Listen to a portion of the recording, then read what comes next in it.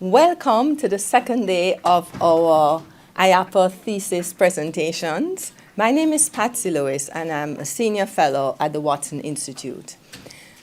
A few years ago, I was the director of the Development Studies program and also the thesis writing instructor for that concentration. And what amazed me from that experience was how much I learned. I think I learned far more from that process than the students learned from me, because my focus of research is on the Caribbean, but I was being exposed to theses from, all around the globe. And this is very much continuing in our IAPA presentations today. And you are in for a treat. Those of you who attended yesterday, a colleague said to me, but these students don't sound like undergraduates. They sound like graduate students. I said, yeah, Brown students, and in particular, IAPA students. So we're very proud of you all. And as Tony Levitas said yesterday, this is a moment for celebration. It's a moment to celebrate you. We have 3 panels today, and before I forget, I just want to emphasize that we're going to be meeting afterwards and drinking and toasting you. So please stay for that, or if you have to go, come back by 4:30 so we can have that celebration.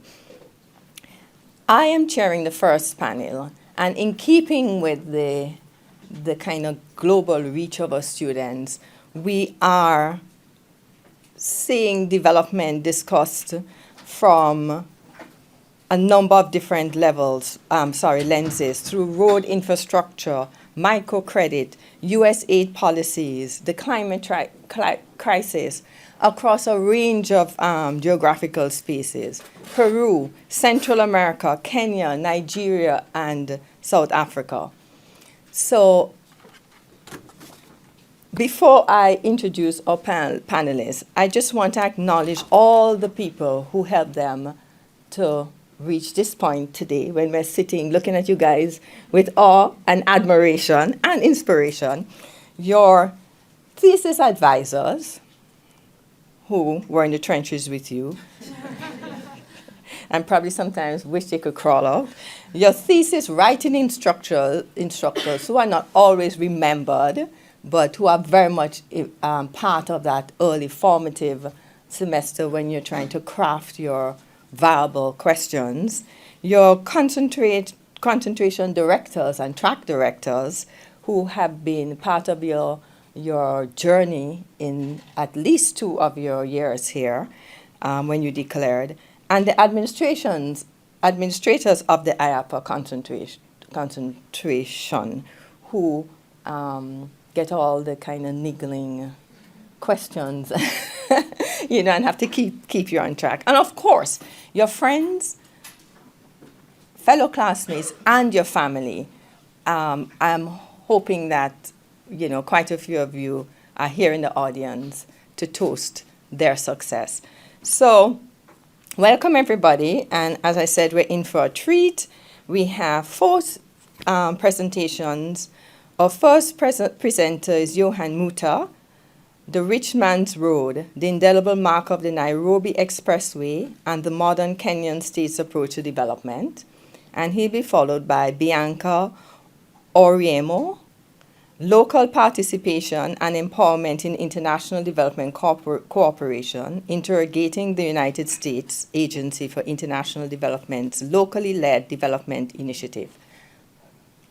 Then she'll be followed by Valerie Aguilar Delisanti, The Microcredit Unpaid Labor Nexus Model, a qualitative machine learning and microeconomic approach to uncover the role of household technologies in the chicken and egg dilemma of gender market gaps.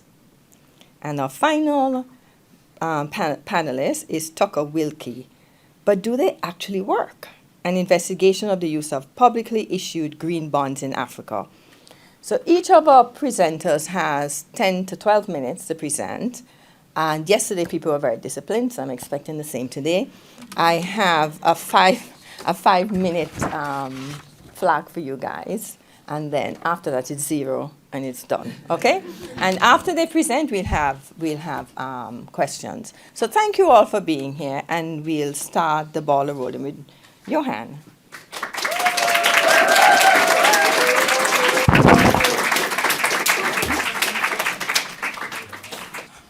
Hi, everyone. First, I'd like to recognize my primary advisor, Professor Banerjee, my second advisor, Professor Wickland, Professor Levitas, who taught our senior honors thesis seminar in the fall. Without their support and guidance, this project would not have been possible. So I'm deeply, deeply indebted to them. My name is Johan, and I spent the past year and some thinking and learning about a highway, more specifically, this highway right over here, the Nairobi Expressway. It is a 27.1 kilometer long, tolled, partly elevated, controlled access expressway that runs right through the middle of Kenya's capital city of Nairobi. It was built as a public-private partnership between the Kenyan government, the China Communications Construction Company, and the China Road and Bridge Corporation. Construction began in late 2019 and was concluded in 2022.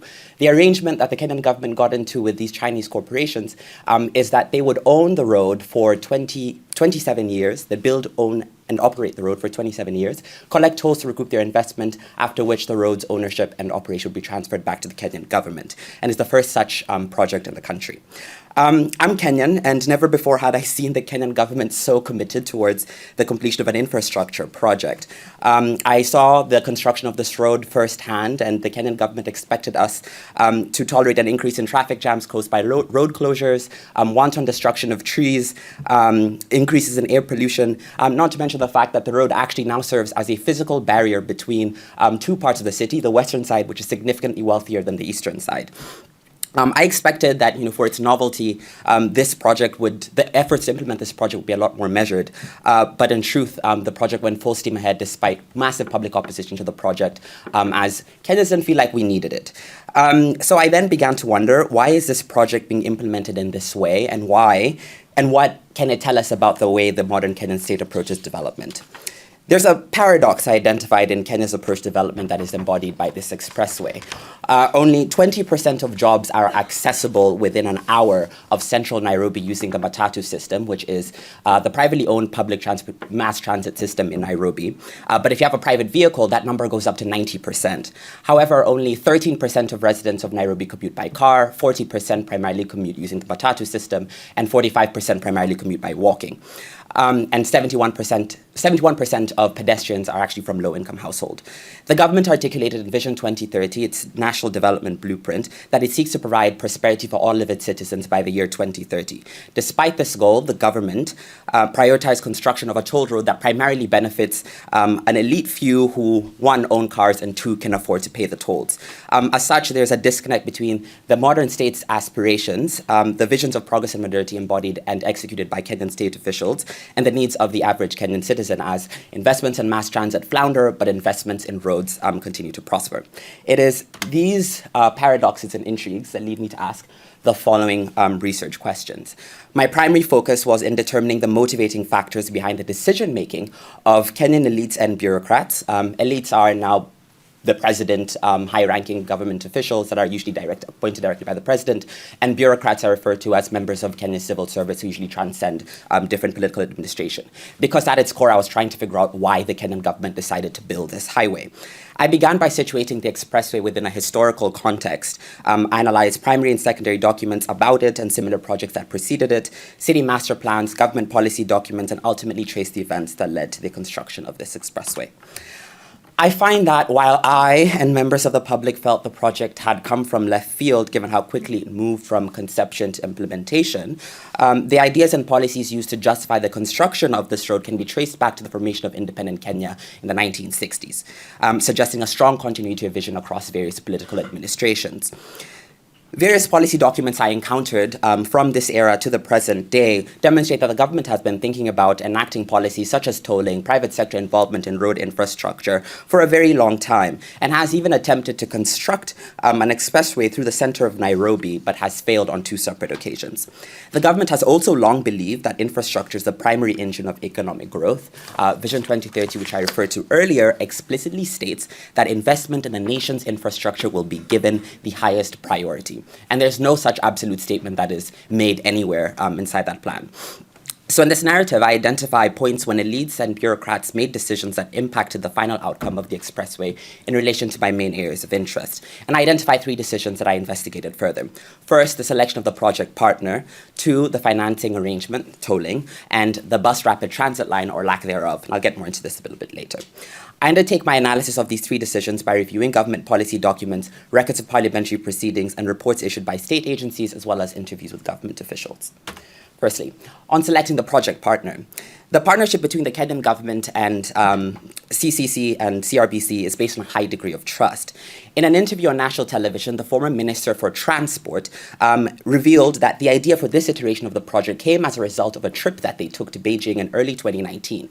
They were surprised by how quickly they were able to move from the airport to the city center and asked their host, the CCC executives, how they were able to do this. They responded by saying that the road is actually owned by them and they're collecting tolls to recoup their investment.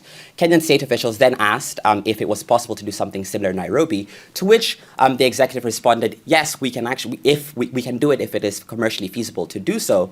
But at the same time, were especially excited about the project because they too had suffered from traffic congestion when they had made their trips to Nairobi and were stuck in traffic to and from the airport.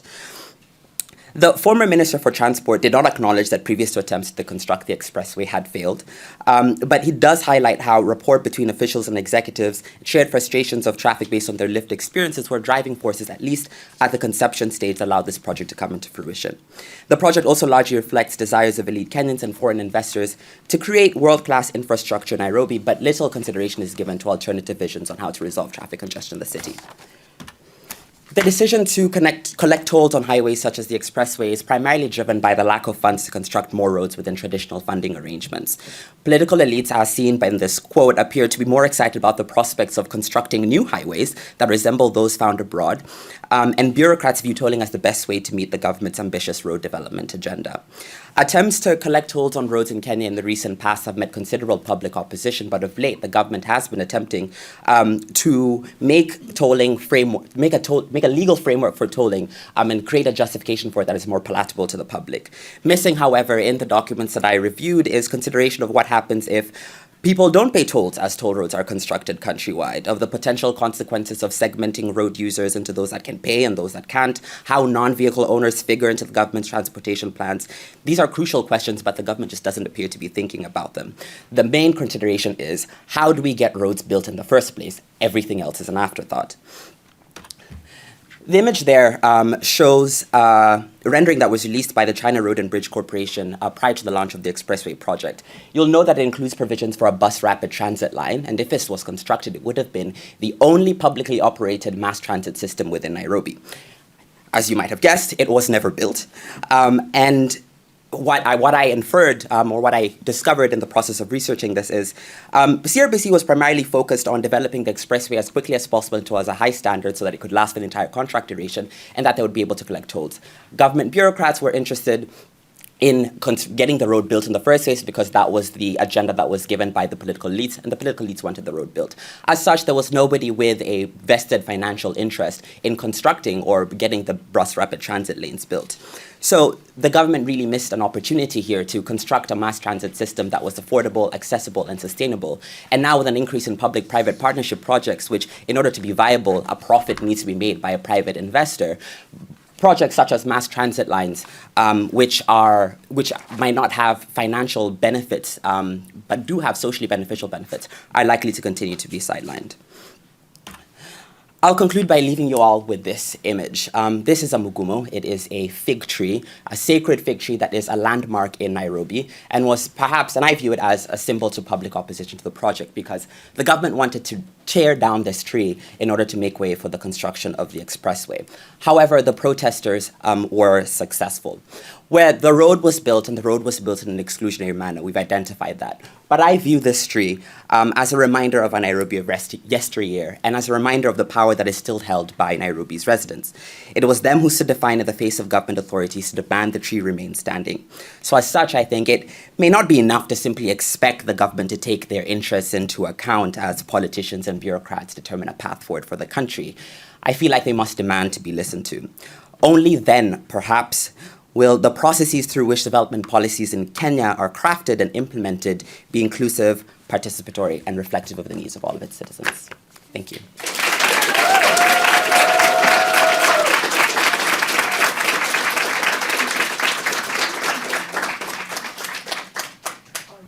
Hi, good afternoon. My name is Bianca, and today I'm going to be speaking a little bit about the U.S. Agency for International Development's Locally Led Development Initiative. I'd like to begin by thanking my advisors, Professor Banerjee and Professor Pallotti, as well as my thesis seminar professor, Professor Levitas. Just a little bit of context before we start. The U.S. Agency for International Development was founded in 1961 following the Foreign Assistance Act, and it was basically a way of centralizing all of the different vehicles through which the United States delivered foreign aid, particularly non-military aid. USAID provides humanitarian and development assistance to 100+ countries today, particularly focused on reducing poverty and strengthening democratic governance throughout the world. In 2019, the Biden administration's USAID administrator, Samantha Power, outlined its strategic priority to increase and strengthen locally led development. The idea of this project is not new. Many different agencies throughout the world have already started this. Even USAID has attempted this type of work before. And it basically stems from an idea that both from a normative and a practical perspective, aid projects would be better if locals were involved in their development and implementation. The mission focuses on helping local actors set their own agendas, develop solutions, and bring capacity, leadership, and resources to make these solutions happen. Local actors in this case could include individuals, communities, networks, organizations, private entities, and governments. But in practice, it mostly accounts for civil society, local organizations. It has two main metrics, one of which is quite clear, which is that 25% of USAID funds should be directed to projects implemented by local actors. And the other one is a little bit more broad, and it is that 50% of projects would be co-created and led by local actors within the next 5 to 10 years. Following the release of this policy and the start of its first pilot project, which is the Central America Local Initiative, lots of people were asking how this approach was different than what happened and failed before, and if this policy will actually succeed in changing the relationship between USAID and its local partners.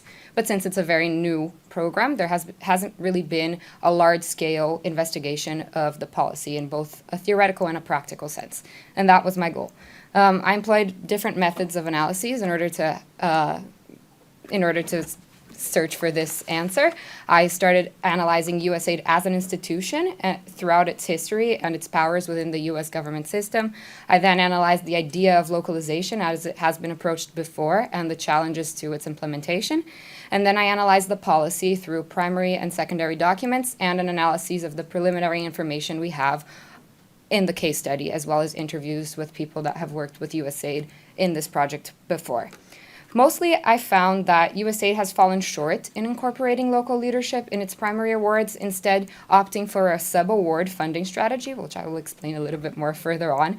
But mostly the policy is a function of political compromises between USAID, Congress, international implementers, and local partners, which hinders its ability to actually pursue localization. In order to effectively incorporate locals into the USAID development system, it would require a true structural change on the political economy of aid and how USAID does business. And that is very hard to do. A very important part of understanding how USAID functions today and why this is so challenging is understanding what some people call the development industrial complex. This idea basically stems around explaining how aid projects within the US have become larger and larger in their contract structure and have increased both their funding and their earmarks and compliance and regulatory standards. Around the 1970s, USAID support in Congress had started to decrease, which led to a shift in programs being implemented and designed by USAID to being designed by USAID and then implemented by other implementing partners. These implementing partners are large US-based or international for-profit or non-profit organizations, and they hold around 90% of contracts today. It's a competitively awarded contract structure, but it's a very concentrated market with very high barriers to entry. USAID requires companies to have worked in the project before, worked in the field, the sector, as well as the different countries in many different time periods. And so around 5% of companies hold 67% of the contract right now. To put this into perspective, if Chemonics, which is the largest USAID implementing partner today, were a country, it would be the third largest receiver of USAID funding today. In 2012, which is the last data that is available, around $2.2 billion were flowing through these implementing projects by USAID. This creates contracts that are mainly built for international implementing partners. They're large contracts, they have high risk and compliance metrics, high overhead costs, and they're not really adaptable to local organizations that are usually smaller, don't have the manpower to be following all of the USAID standards and to implement projects of this scale. But it also has benefits. Throughout this system, USAID is able to have flexibility because many of these implementing partners already have a presence within the country. They have access to expert knowledge from development practitioners trained in the US with in-country experience, structure, US business standards, and again, the ability to adhere to their large compliance and risk standards. USAID as an institution depends on congressional support and budgetary approval. Because of this, it often must support U.S. geopolitical interests, be responsible with government funds, and support U.S. business. This creates an agency that has low risk tolerance, it has to set their priorities internally, and it's also subject to implementing partners and their lobbying or their discussions within Congress. As a result, USAID struggles to incorporate such a risky endeavor such as localization. This is what we found in 2011 when the locally led development initiative first started to become an idea. During the Obama era, the localization program was very similar to what exists today. They set to transfer 30% of funds to local partners, but the administrator then, Rajiv Jha, was said to struggle to negotiate within Congress, to negotiate with implementing partners, and he was very antagonistic to these large corporations. He would say things such as, USAID is not interested in writing big checks to big companies and calling that development. And as a result, localization at that time was really pitched as very risky, prone to corruption, and not very understandable within the USAID context. Today's approach is very different. It has been trying to bring implementers into the conversation and to find ways to split primary and subawards between implementing partners and local organizations in a way that is much more politically palatable in the US Congress. As we found in the Central America Local Initiative, USAID tried to approach this by starting off with the root causes of migration in Central America, particularly in the Northern Triangle, which is a really big strategic geopolitical interest of the United States. And it was an interesting way of gaining support for this program. It's a $300 million 5-year program, and it also is done in combination with a $135 million OTI program. OTI is a contract structure that USAID uses to award large contracts that are usually in areas that are of geopolitical interest. And this is implemented through an implementing partner, Creative Associates. Throughout the process, I interviewed organizations that worked with USAID in this program, and I also read reports of what has been said and done. And we found that there was very little co-creation or participation in the design process. Instead, USAID opted for a prepackaged program approach where USAID had an idea of what they wanted to do, and they approached local organizations as vendors to this program. So they would approach these implementing partners to just implement and put in practice the activities of the program that was designed before. And some found that this did not really address the real systemic political issues within the region. But USAID is very risk averse, and it struggles to work within the political dynamics of the host country. And therefore, there have been issues, and some found that some of USAID's approaches were even more outright harmful. On the other hand, they were able to really reform the capacity development and technology to start working and start being more active in engaging with local partners. And some local partners have said that USAID has really given them the assistance to grow and implement larger projects and work within this context. So there are two sides. And I think that a way of phrasing it is that the political expediency sometimes contracts with locally led development. In conclusion, I think USAID was really successful in reforming its risk appetite and capacity development to be more prone to localization. And it was very successful in finding a compromise with implementers in order to still have their compliance barriers, but work with subawards to transfer some of the funds to local partners. But I think there's something to be asked about what it actually means to have a local actor just implementing a subaward and whether that really is what localization sets out to do in the first place. This vendor mentality is in many ways antithetical to the idea of co-creation and empowerment to local partners. And this apprehension of engaging with local politics and instead creating pre-packaged programs doesn't really address the structural issues that some of these local organizations are setting out to fix. But USAID is an agency with very strict bureaucratic constraints and compliance regulations, and sometimes these are not very closely associated with the level of flexibility and risk that local organizations need. I also think that it's important to point out that the idea of what is local is very broad right now. USAID has not really defined whether a local actor is an organization led and grown in the local environment, but rather it could be seen as a subsidiary of a large implementing partner that has an office within this local country.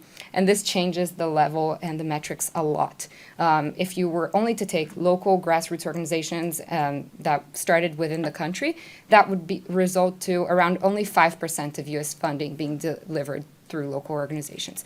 But if you accounted for subsidiaries, that level increases to 11%. Still short of the goal, but a very considerable difference. Overall, I think USAID is an organization and it exists within the constraints and compromises of the US political system. And this hinders its ability to actually pursue localization in the way that it's set out to.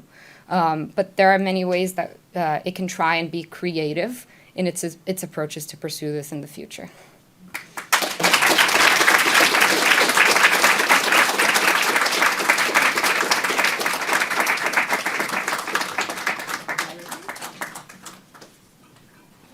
Well, hello everyone. My name is Valerie Aguilar Delisanti, and I am here to present my thesis on the relationship between microcredit and unpaid labor. But first of all, I would love to thank my advisors, Professor Muffet, Professor Foster, and Professor Lena Weaver, really, for all their support, all my friends here who read my thesis, and also, of course, Professor Elliott for always dealing with our last-minute questions. And I titled my work, The Microcredit Unpaid Labor Nexus Model, a qualitative machine learning and microeconometric approach to uncover the role of household technologies in the chicken and egg dilemma of gender market gaps.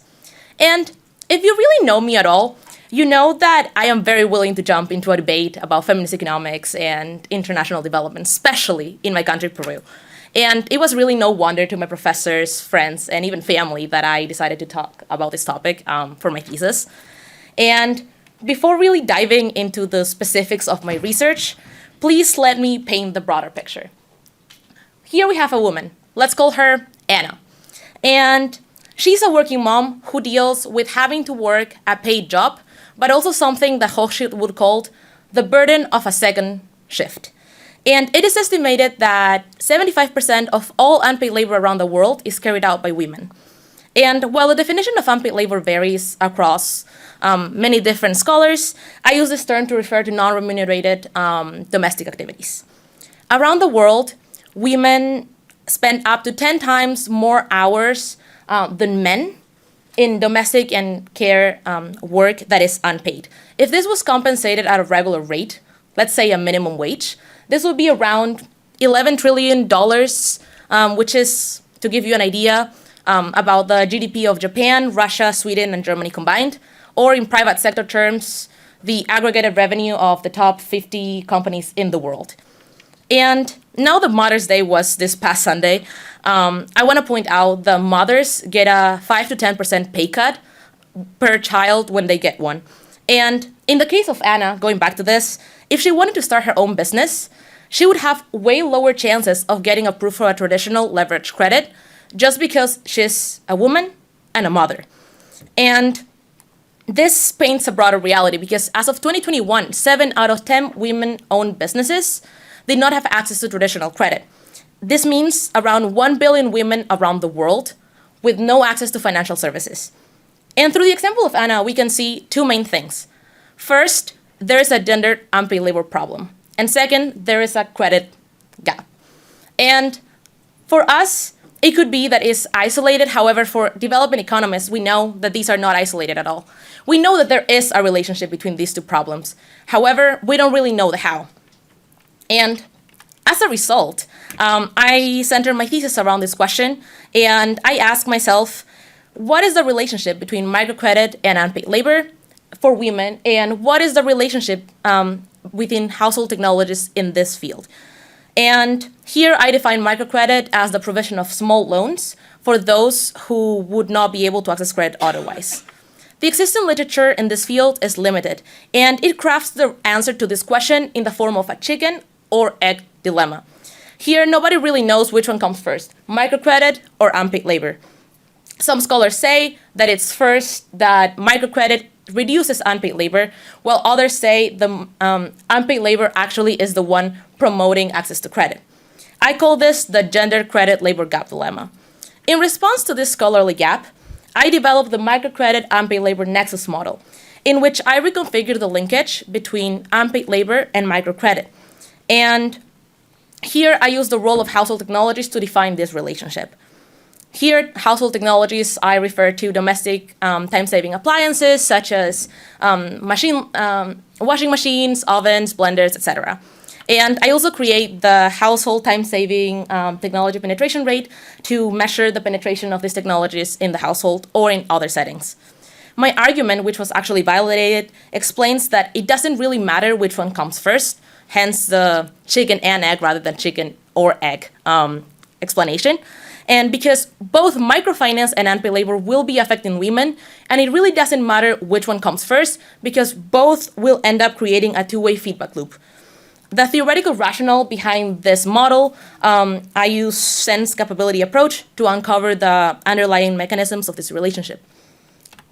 And so I use sense theory, which is a framework for inequality and justice based on freedom. Sense explanation is that the capability is a set of functionings, and this set of functionings leads to one type or the other type of life according to freedom and freedom to choose. In other words, the capability is the freedom to choose between different types of achievements. And following this logic, means are the drivers to determine this expansion of access to credit, and also it becomes the functionings after unpaid labor is reduced. And so this could also increase their income and their bargaining power, which could also affect technological adoption in the household through internal household dynamics. And I can go a little more about the theory behind this later in the Q&A, but for time reasons, I am gonna go back to the example of Anna. And for example, if she wanted to start her own business, let's say she wants to start one, she has to change her current time allocation as of it is given right now. If she was washing clothes per hand, a washing machine would be really crucial and a game changer. But what would happen if she doesn't have the liquidity, as it is the case in many different countries? I learned that in my own home country, Peru. Through microfinancing, she could actually change this, and she could unlock additional time that she could further use to actively allocate this time to either starting her own business or honestly any other activity that she would choose to do. And there is also the possibility of having microfinance for small businesses, like development. And in this case, you could see the longer cycle here, and it would be business development, then you get more income, which could lead to more bargaining power, and then ending in the same result overall. So in this thesis, I evaluate 5 existing bodies of literature, as we can see here, And there are theoretical and practical implications for both answering my question and also for the methodology I chose. First, I developed the microcredit unpaid labor nexus model to investigate how gender interacts in this relationship, as the literature right now does not really cover either one or the other. And second, I understand the underlying dynamics that perpetuate this gender gap between both markets, and I also propose each one of them as not an isolated component, but rather as an integrated puzzle and a piece of each part of this equation. And for this, I use sense capability approach, which allows me to explain for this interconnectedness. Third, I argued that household time-saving technologies and microcredit can both be beneficial, but I also explain how they can be actually leading to the opposite result, which is also seen in literature before. And it could even worsen women's quality of life if the conditions are not given.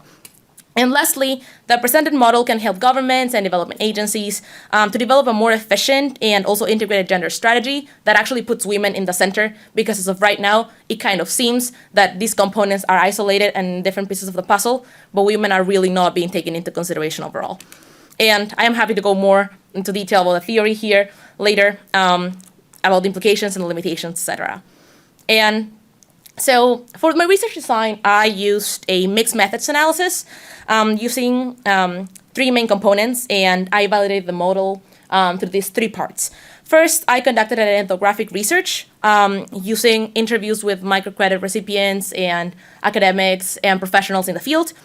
Then I follow with a machine learning approach with this variable selection of global female unpaid labor indicators.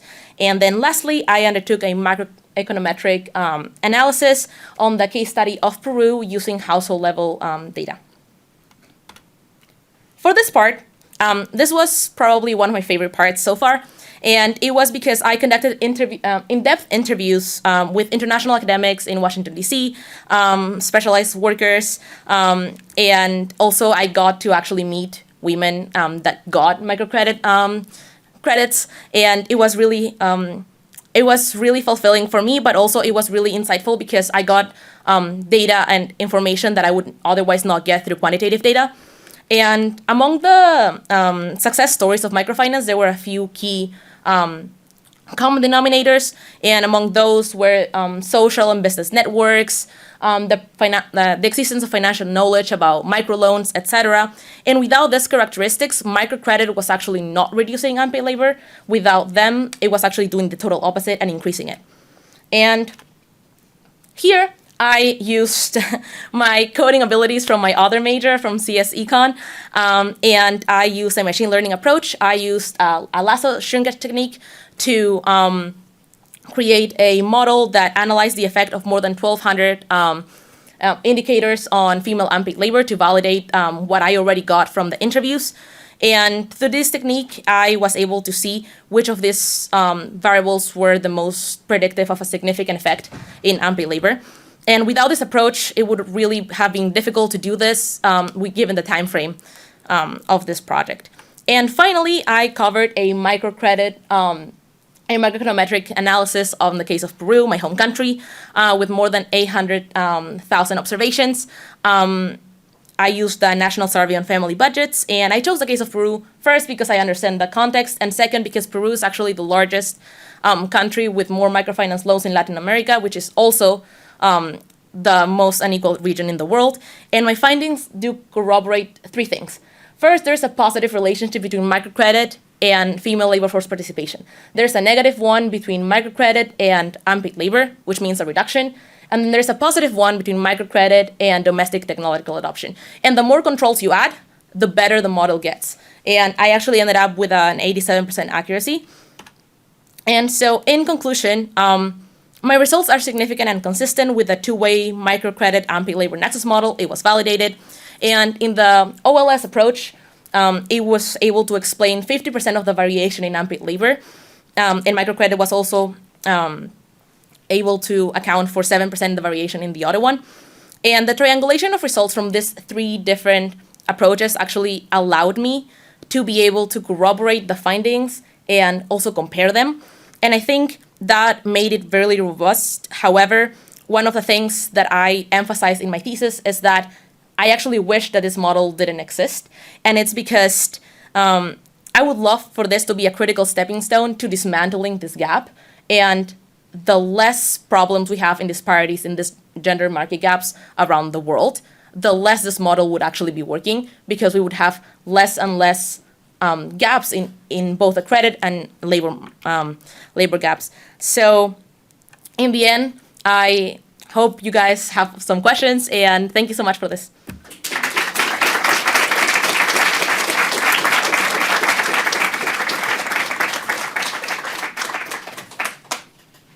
All right. So the title of my thesis is, But Do They Actually Work? An Investigation of the Use of Publicly Issued Green Bonds in Africa. So my research starts by contextualizing two crises that are currently facing Africa as a continent. First, there's the climate crisis, to which Africa is uniquely vulnerable, and which requires an estimated $3 trillion in investments by 2030 to reach the levels of investment specified by the Paris Accords. This level of investment is particularly challenging for Africa, given the other crisis facing the continent, and that's the emerging debt crisis. This comes after a decade of a continent-wide debt buildup, exacerbated by the COVID pandemic, and now, with rising global interest rates, we're in a situation where for over half of countries in sub-Saharan Africa, at least 25% of government revenue is spent servicing their debt burden, which means they don't have a lot of room to take on public investment. This is where green bonds come into play. Green bonds function just like conventional bonds, but specify that the funds raised by the bonds must be used in part or in whole to finance green or sustainable projects. So green bonds being a debt finance instrument that is a way to raise money for climate and sustainable projects is a potential remedy for one of these crises, but potentially fuel for the other. And it's against that backdrop that I ask two research questions about green bonds.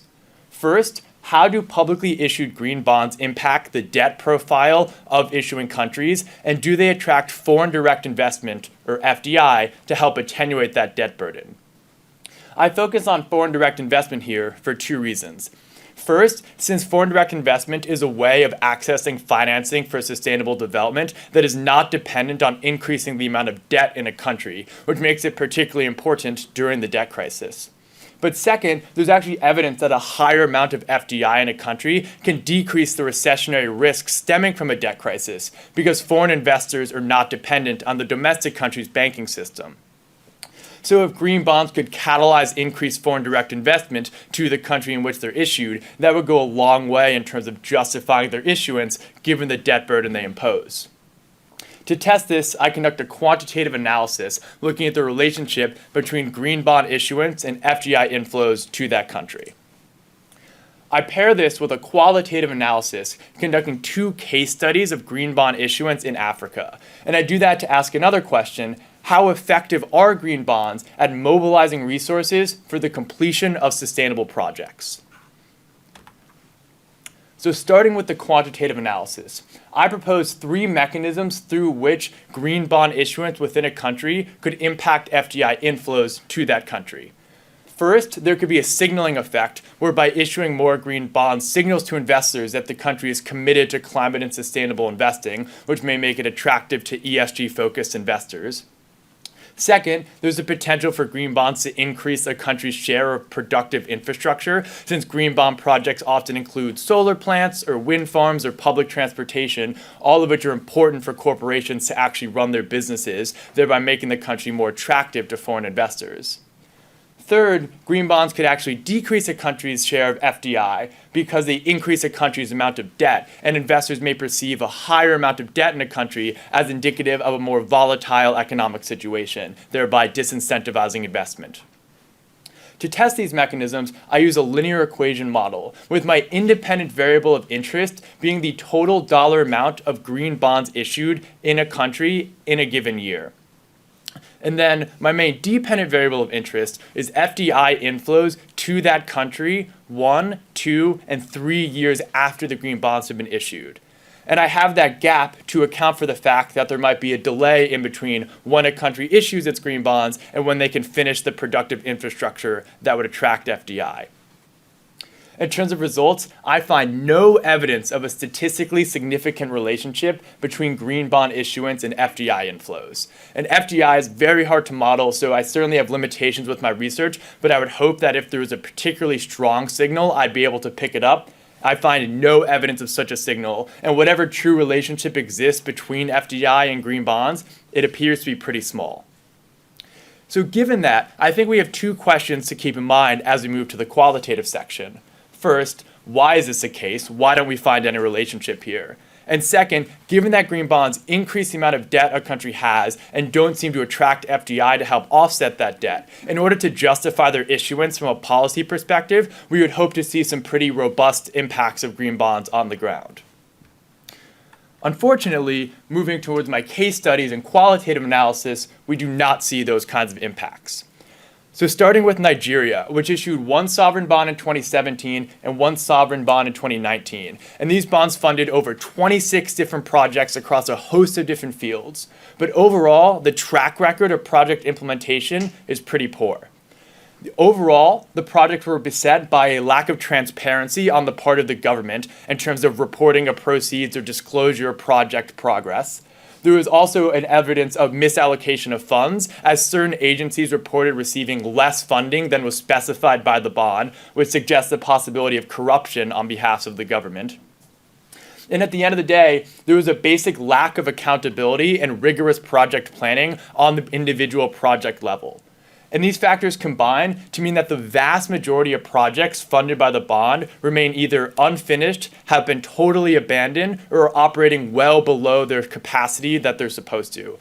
And this includes everything from a railway in the country's capital to wind farms in the countryside. And so, while I don't model the specific environmental impacts or impact on FDI of individual projects, given that most of the projects just didn't get built in the first place, there's very little here to suggest that the green bonds had any impact on meaningful sustainability or on FDI. And instead, Nigeria is left with an additional pile of debt and not that much to show for it. Moving into Cape Town's municipal green bond, which they issued in 2017 during a water crisis or a massive drought facing the city, and most of their projects went towards conserving water or building water infrastructure. Cape Town did have a much better track record than Nigeria of actually building the projects they said they were going to from the bond, but the centerpiece of the bond, which received the vast majority of the funding, were these things called water management devices. Water management devices are devices installed in households that restrict water flow to that household once a certain threshold has been reached. So once the household uses a certain amount of water in the day, they can't use any more until the next day. And the idea is that they conserve water during the drought, they help to manage water demand. But there are a couple problems with this. First, the majority of these devices were installed in lower income households, which, if your goal is to conserve as much water as possible, this is pretty confusing, since higher income households consume a lot more water than lower income households. So if you wanted to save water, you would start by installing them there. But this is illuminated when you realize how they would install these devices, which is that they would find households that had outstanding water debt to the city and go to them and say, we'll forgive these water debts if you agree to have these devices installed. So really, these devices were more about debt recovery and decreasing expenditure on the part of the government rather than conserving water. The second problem is that they were installed mainly in high occupancy households.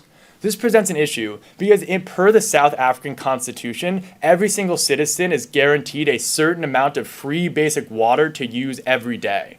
But these devices would allocate water to households on the household level rather than the individual level, which means if you were living in a high occupancy household, you were likely receiving less than your constitutionally guaranteed amount of free basic water every day. So when you look at these factors in conjunction, it becomes pretty clear that these devices are less about conserving water and increasing the sustainability of the city, and more about making sure that people who cannot pay for water don't actually get it. And in that sense, they're functioning more as expenditure reduction and debt recovery devices rather than sustainability devices, and they therefore have little impact on sustainability and harm low-income citizens in the city. But even if you still think these devices are a good idea, they were so unpopular that just 4 years after the bond was issued, they were fully discontinued and not operational anymore, which means they provide literally no long-term benefit to the city, and at the end of the day, were basically a large waste of money. So based on these results, I identify what I see as a core dilemma of the green bond market.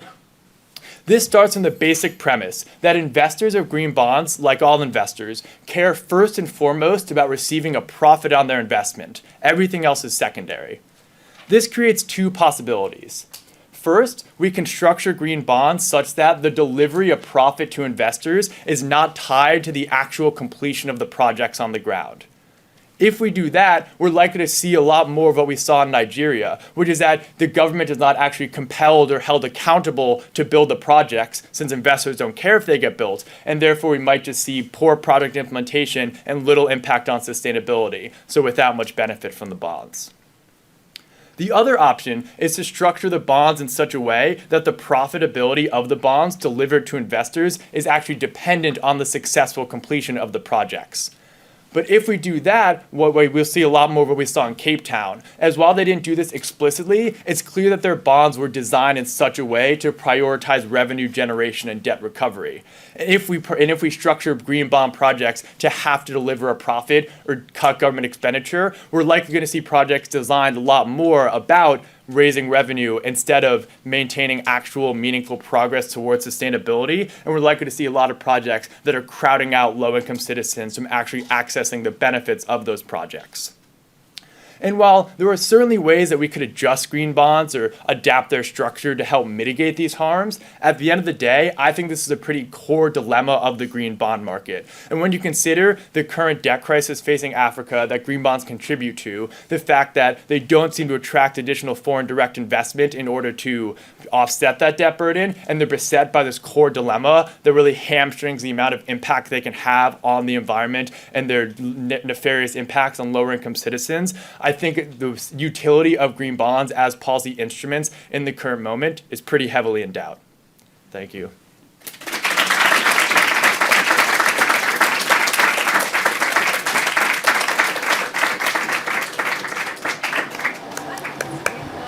Question for Tucker. Yeah. There's two questions. First of all, clarification question. In the quantitative model, the FDI versus green bonds, how many countries / points were there? So for that, yeah, there weren't enough green bonds issued specifically in Africa to run a robust model. So I broadened it to all countries classified as developing by the United Nations. And so there were hundreds and hundreds of green bonds in the sample. And for the case study of Nigeria, you mentioned there were a lot of incomplete projects that were issued with green bonds. Is this an irregular completion rate in comparison to other government projects, or are they comparable? I would say so there are multiple projects that were built and that have since been a bit totally abandoned, aren't operational, and then there are other projects that just never got started. And so I think it's fair to contextualize this, against maybe a broader track record of government, failures to complete certain projects. So it's maybe not the case that green bonds are uniquely bad at, finishing projects, but I think since with green bonds there's this expectation that you're deriving an environmental benefit, it's a particular concern in this case that they don't seem to be building the projects. Thanks. Can I ask the question? I don't believe that the UN has a classification for developing countries. For underdeveloped countries. So at least in the past they've had they. But for least developed, not developed. Right. So I think. themselves.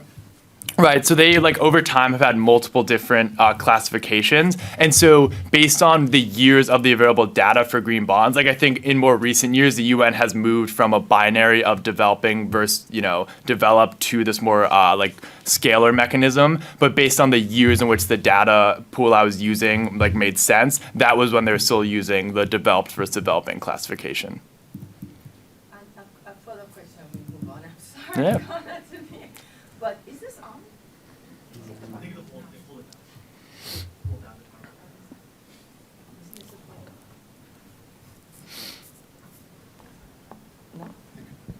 Oh, it's on now. Yes, I wanted to know more about your qualitative sources, because you're making big claims about corruption and government inefficiency, and I'm not quite sure what is the Yeah. research basis. Right, yeah, that's a good question. So the kind of first problem with the bonds, right, is, I expected to look at disclosures of government documents, but there basically was functionally no transparency on the part of the government for for the status of the projects. And so what I ended up doing was going through over 36 local news reports. And so I was looking at a lot of journalists who lived in these areas who were going to project sites and assessing the projects. And so in some of the cases they were still operational. Some of the cases they have been abandoned and were clearly no longer being used. And so there was no one singular source that had all this information, but it was a lot of I would have 2 or 3 for every project, local news reports of people going and just who were living in the city and seeing if the power grid was on. And then there was also some kind of secondary scholarship analysis that looked at individual ones of the projects to see what the status was. Okay, thank you. Any more? Yes. Thank you. This question's for Valerie. Obviously, your research focused more on Peru and Bangladesh, but I'm wondering if there were any correlations that you were able to see from your Nexus model that could be applied to, say, a country like the US, which is developed but doesn't provide any kind of support for the unpaid labor of women. Yeah. Thank you very much for the question, Alice. I think one of the main reasons why I made the model so global, and I made the 4th chapter of my thesis based on global data, is because I wanted to make sure that this would be able to be applied everywhere. However, I think obviously from the qualitative sources, they were only from Peru and Bangladesh, and I think you can extrapolate this to other places that are similar, and you can say maybe make generalizations about Latin America or South Asia. However, I think the unpaid labor problem is a problem here and everywhere. Even in the so-called developed countries, I think this is very much an issue, and even the credit gap is also an issue in the Nordic countries, for example, who are claiming to be the most developed ones, right? So I think overall the next steps would be to prove this and get more interviews, and also provide a microeconometric analysis on for example the United States. And also if you do the United States, I think you would have to do it maybe by state, because I think one of the main limitations also of this model is that it gathered general data, and I think that had a lot to do with the fact that that was the anything that was available. However, obviously there are many differences within there are other factors that play a role, like income, also which I take into consideration, but there were no indicators about race, ethnicity, backgrounds, single mothers versus married, all this kind of things. So I think that would also play a role.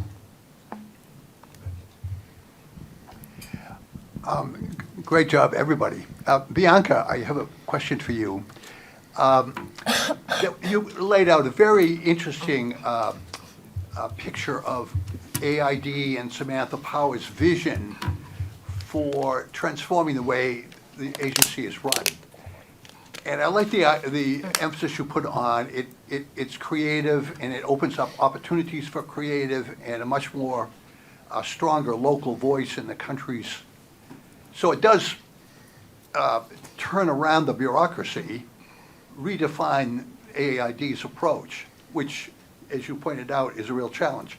So my question is, what do you think of the future? How hopeful are you about this transformation actually happening? Yeah, I think it's very interesting, because more than anything, and that was a little bit of what surprised me in the research, it was a story about how hard it is to change the way an agency functions that has many different constraints. And I think that in the way that it exists today, there's no way for you to actually have all of the big, broad goals that they have said. And I don't think that's an issue with the policy itself. I think the policy has some sound basis. They have a good literature review, and they have really good people thinking about it. But I think that it's about the constraints of what the bureaucracy entails and what USAID can do within this context. But if I were to think about it, I would switch it around a little bit, and I think that there's a lot of opportunity to try it, and if your main goal is to empower local populations to search for their own solutions and to identify their own problems, which is what the mission of the program is. I think you should focus less on the implementation phase and more on the design phase. And I think that's what's lacking with the way that this exists right now, is that it comes as sort of a prepackaged, more technocratic approach to development. And from the people that I've interviewed, they spoke a little bit about how USAID missions are not really interested in talking and engaging with local grassroots organizations that they know that they won't be able to fund. And I think that the missions themselves are a very good tool that they could use to engage and to understand the problems through the perspective of this local population, because it seems that implementation is really hard. Implementation, the contracts are large. If they make the contracts smaller, then maybe USAID gets a smaller budget next year, you know? If they continue with these large projects, a lot of local organizations don't have the scale to be able to address this, and I don't think they need to. They shouldn't have to have a team that is only designed to focus on compliance and regulation for USAID standards, right? And so that's where I think the creativity has to start. I think they should focus more on the design process and listening, doing more consultation, and opening themselves up to be creative with the design process rather than approaching local organizations as vendors in this process. And then I think that also could create an interesting compromise between large implementers and local populations. I know that this change has already started coming from a lot of implementing organizations because they know that localization is a big topic today and that they're going to have to adapt. And so they are, even without USAID's input, trying to be creative about it. So some implementing organizations have started focusing more heavily on the compliance and regulation, and then partnering with local partners in the implementation and project design or new business process. So I think that there are a few different ways that this could go, but that's only if the organization is willing and able to change a little bit of how they do business, because this isn't a model that can just be applied within a local context in the way that it exists today. Thank you. Oh. Can I ask Johan a question? Johan, and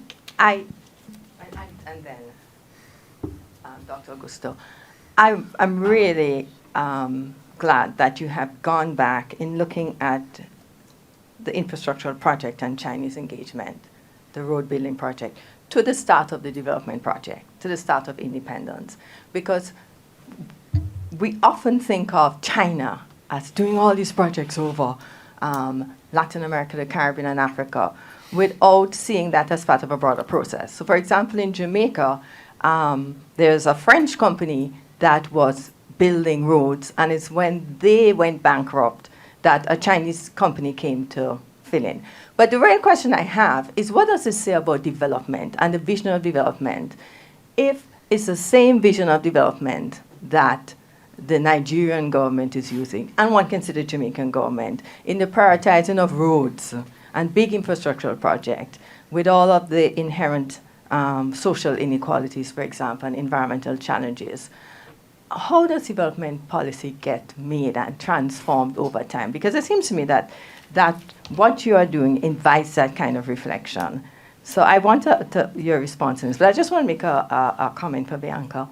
The problem you're seeing with USAID is a structural one, and it's built into the world we're in. You see it with World Bank programs, any kind of aid programs, where the regulations that govern who can, whether it can be just at the level of a consultancy, the qualifications that are required, your international exposure, the size of the budgets you have managed in the past, everything goes against developing local expertise. So I just want to say it's not a USAID problem. Yeah. It's a global problem of structural inequality.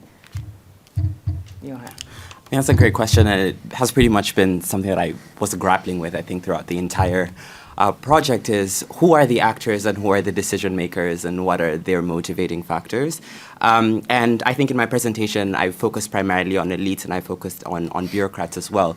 But tracing the process of the development of this expressway from like independent Kenya, you have international bureaucrats. These are people who work for the IMF and the World Bank, regional development banks, the Africa Development Bank, or and the China Export-Import Bank, and so on. You have at various levels, you think even within government, you have bureaucrats at the national level of government, you have bureaucrats at the devolved system of government, and so on. And all of them have competing interests.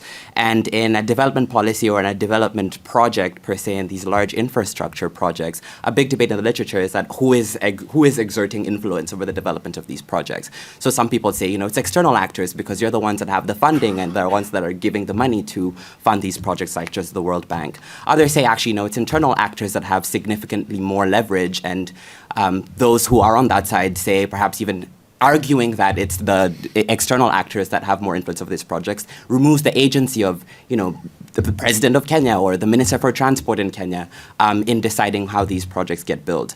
But ultimately, I think underpinning all of this is there are just so many, I think, layers and processes that take place, I think, for a project to come to fruition, at least in its final form.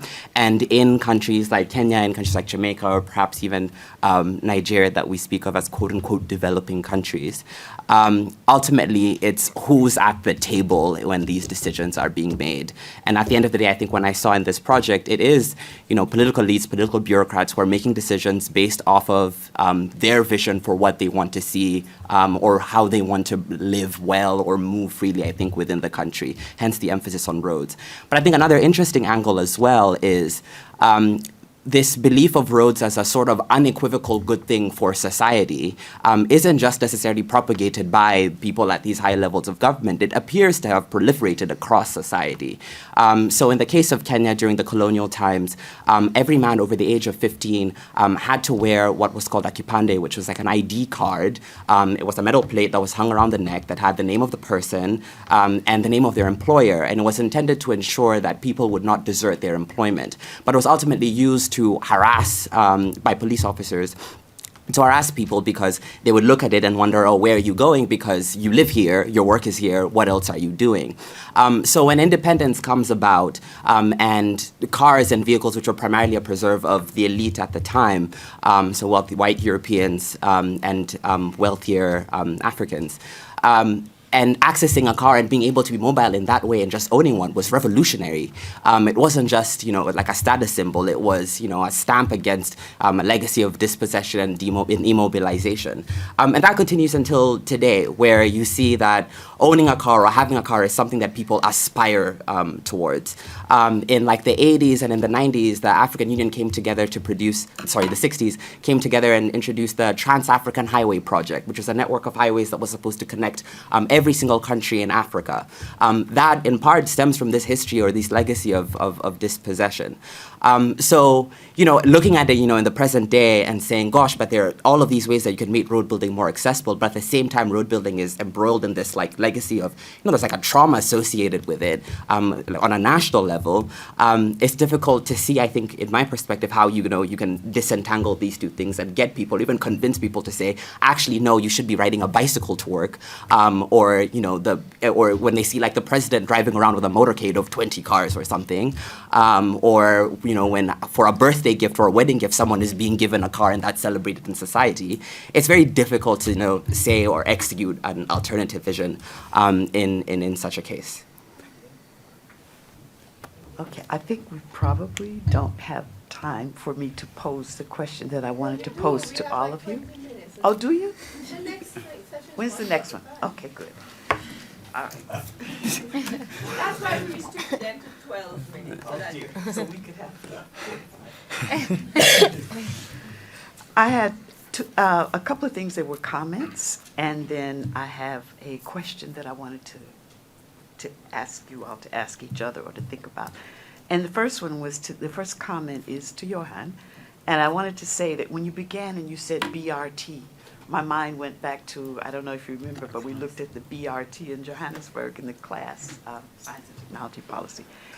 And it was just so interesting and gratifying to me to see how you deepened that analysis, worked with it, and made it, something, a very fine analysis. But my observation and comment was about the end, the very end, how important I think it was that you chose a metaphor of a tree. I think that these kinds of metaphors help us bring in the history and the culture of the people that we're dealing with, and not as victims, but as rooted and can spread and have a certain kind of agency. So I very much appreciate it. I don't know if it's the end of the actual thesis, if the picture is there, but I very much appreciated that tree, the use of the local name for it, and all that that entails as a kind of metaphor in thinking about development. And I wanted to say, particularly to Valerie, but it applies to everyone, that I appreciate passion as part of research. A lot of times, you know, it's like, okay, it's objective, neutral, whatever, and that's all true. But I think that there's something special about taking up a policy issue and having passion for it, and making the passion part of the animation of what you're doing. I observed that in all four, but I have to say, Valerie, you take the lead in that. And then the question that I wanted to ask, which does not so much include Valerie, but is Johan, Bianca, and Tucker, is I was imagining when I closed my eyes for an instance and said, in 10 years, these people might be arrayed around a table. I used to sit on these tables, one set of people on this side, another set of people on that side. Sometimes thought of colloquially as the doers and the doees, the people unto whom these things are done.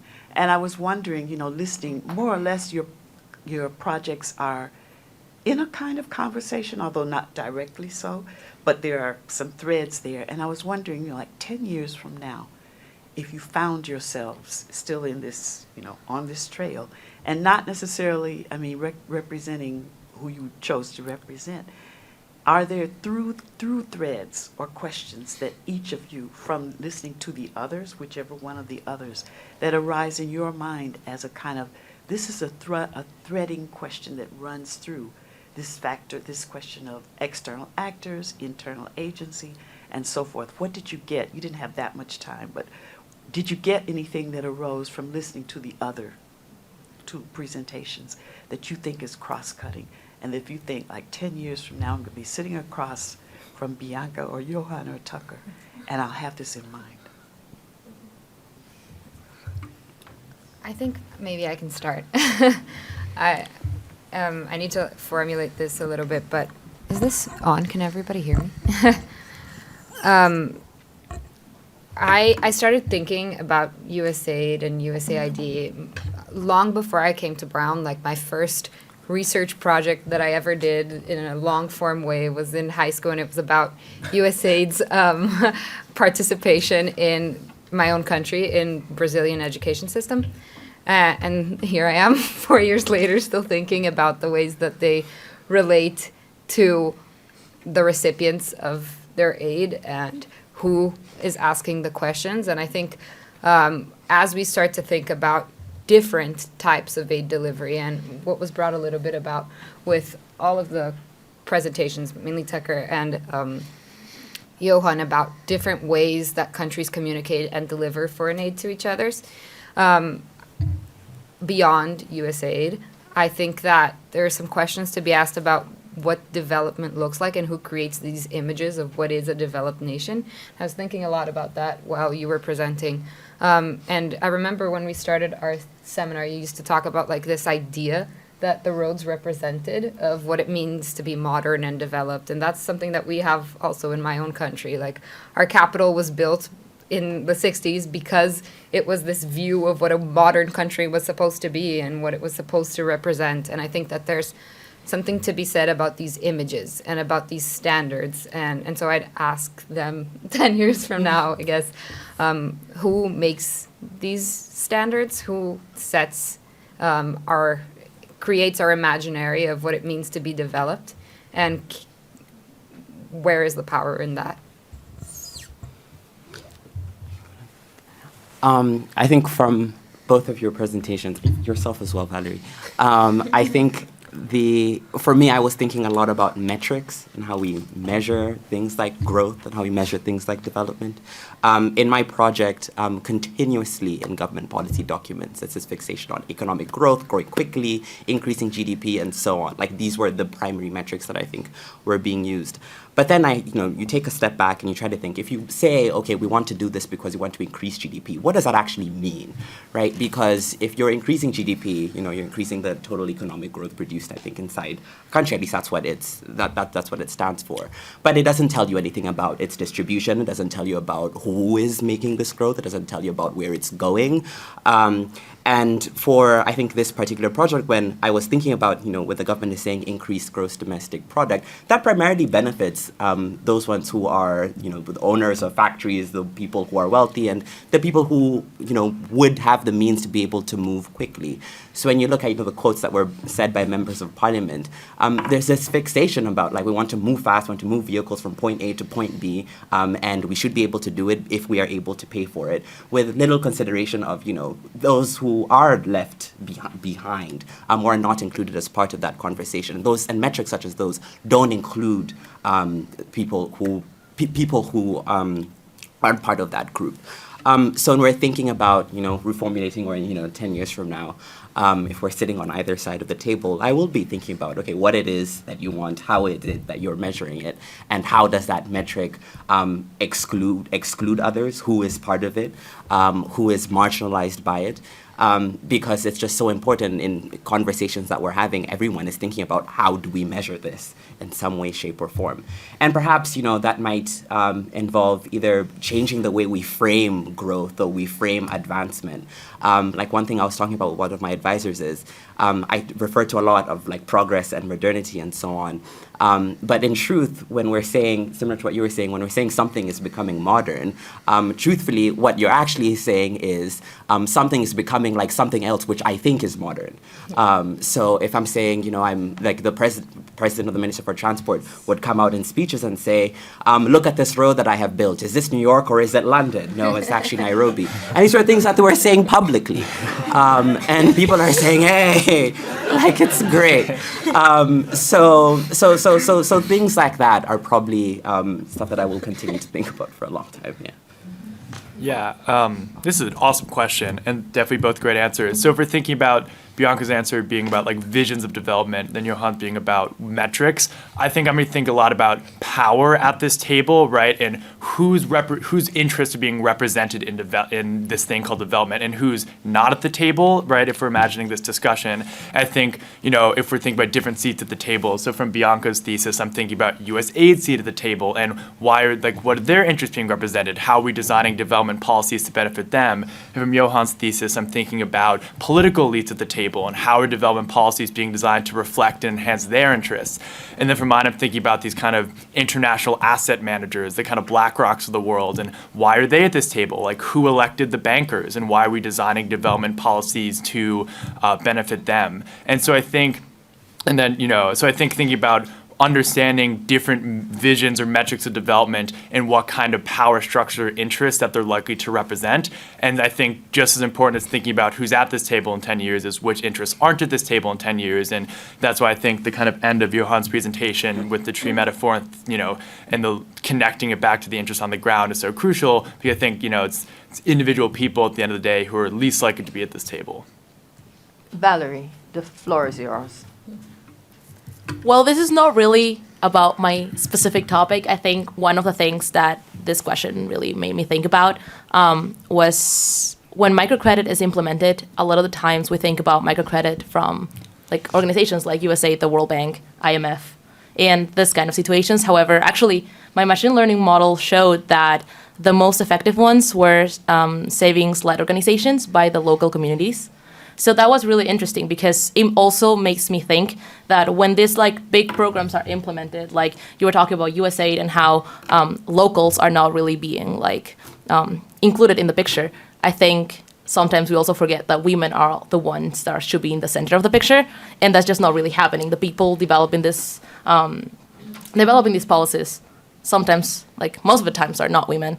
And also the people that are receiving this, even through the programs, the entire pipeline is male-dominated. So when you start thinking about women in the center of the picture, I think everything changes, and the local communities as well. Yeah, I have a question for Tucker.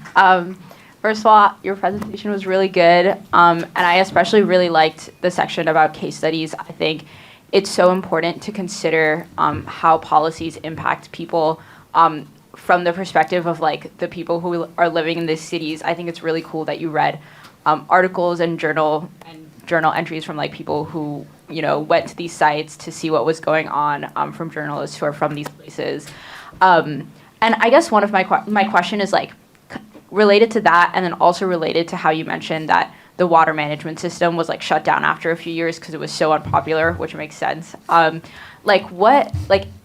wondering if like in your journal articles you were able to find like the kind of like civic engagement or like how people were interacting with the government or responding to the government or like advocating for themselves, and like what that looked like, or like, yeah, I'm just kind of curious about what that was like there.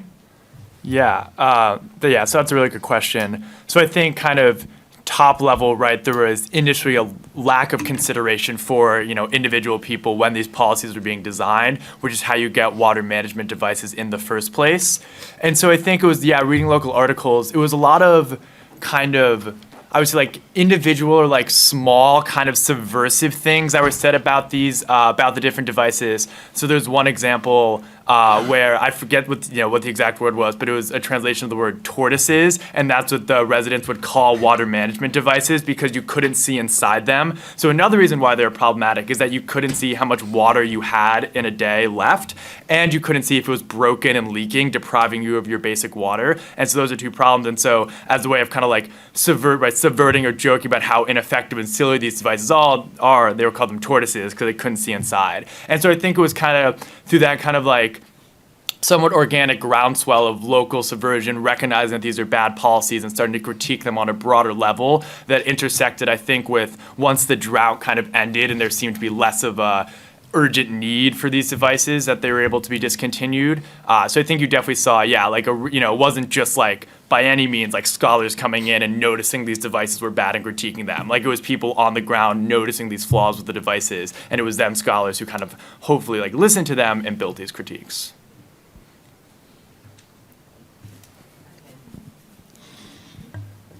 You guys all did so well. Thank you for these great presentations. I had a question for Johan. I, like Professor Augusto, really loved the image of the tree at the end and how it symbolized the voice of people in Nairobi who are against this project. And I was kind of curious what your thoughts are on whether you think that there is hope that the Kenyan state will change its approach to development to incorporate these voices, and if so, like what it would take, I guess, to achieve that kind of change. Thank you.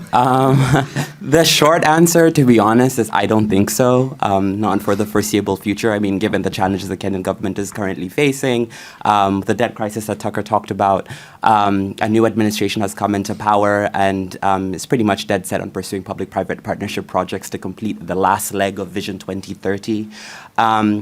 What I do see, though, is in the face of, I think, exclusionary projects, it's important to also not take away the agency of Nairobi residents, I think, themselves in exercising ways to assert their right to their city within and even and sometimes outside of the context of these projects.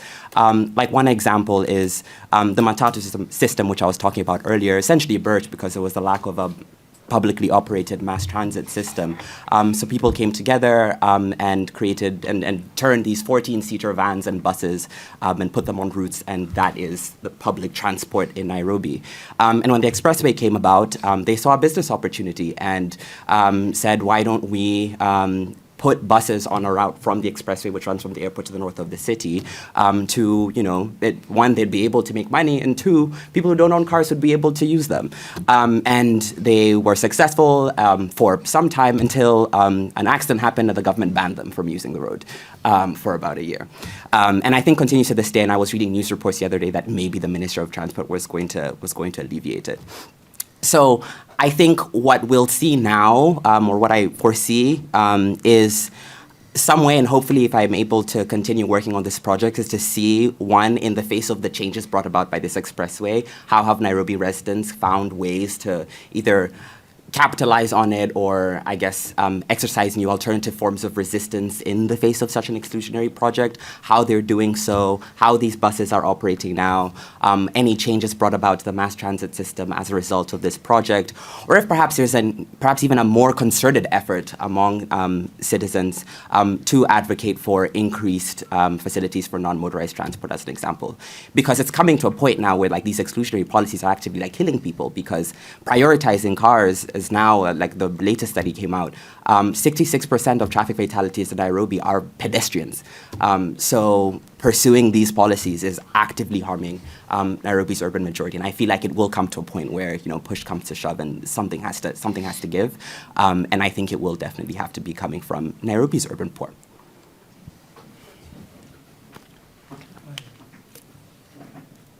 Hi, this question's for Valerie. You'd mentioned how you used machine learning, which I think is a pretty interesting approach to use in this type of thesis. And you had mentioned almost 1,200 data points, which is really interesting, and I want to ask a little more about that. Could you talk a bit about how you balanced qualitative and quantitative approaches, and maybe what the benefits and innovations even that enabled you to do in your research? Yeah, thank you for your question. I think at first, I just wanted to do something quantitative. I think I was just going to use my qualitative approach to inform my thesis and build my argument and just go on from there. But then the moment I started doing my quantitative approach, I realized that in order to understand both of the results from the microeconometric approach and the machine learning, I really needed to understand the context behind it. And while literature was really helpful, I think I also wanted to hear the voices, because most of the times this is what happens, like you have secondary and tertiary like sources, and then you leave out the main voices who are women again, and once again it becomes the same cycle, and I didn't want to do that. So I focused again that I always say that my qualitative approach was the main method, and the rest was just corroborating those methods. And I really also wanted to understand the situation in my own home country, Peru. And I chose it, obviously, because it's my home country, but also because of the large diversity of population that we have there. We have, you can find anything in Peru, and that's always something I always say, because, what is? And I think the reason why I also chose Bangladesh in this part of the approach is I actually have no connection to Bangladesh. I only have one friend from Bangladesh, and that's kind of how far it went. However, Bangladesh was a country where like the so-called microfinance started, like what we know as microfinance right now. And people there were so willing to cooperate and connect with you, and they were just like so interested in the fact that like you were even talking to them. And I think that said a lot about the fact that like this is not really happening a lot. And for the machine learning part, I think it was pretty hard to be able to do this kind of by myself, because when you do a CS thesis, I think you have like more advisors in that kind of sense. But I think it also helped me figure out how to do this in the future. I'm going into this, you can tell, I'm going into this after graduation.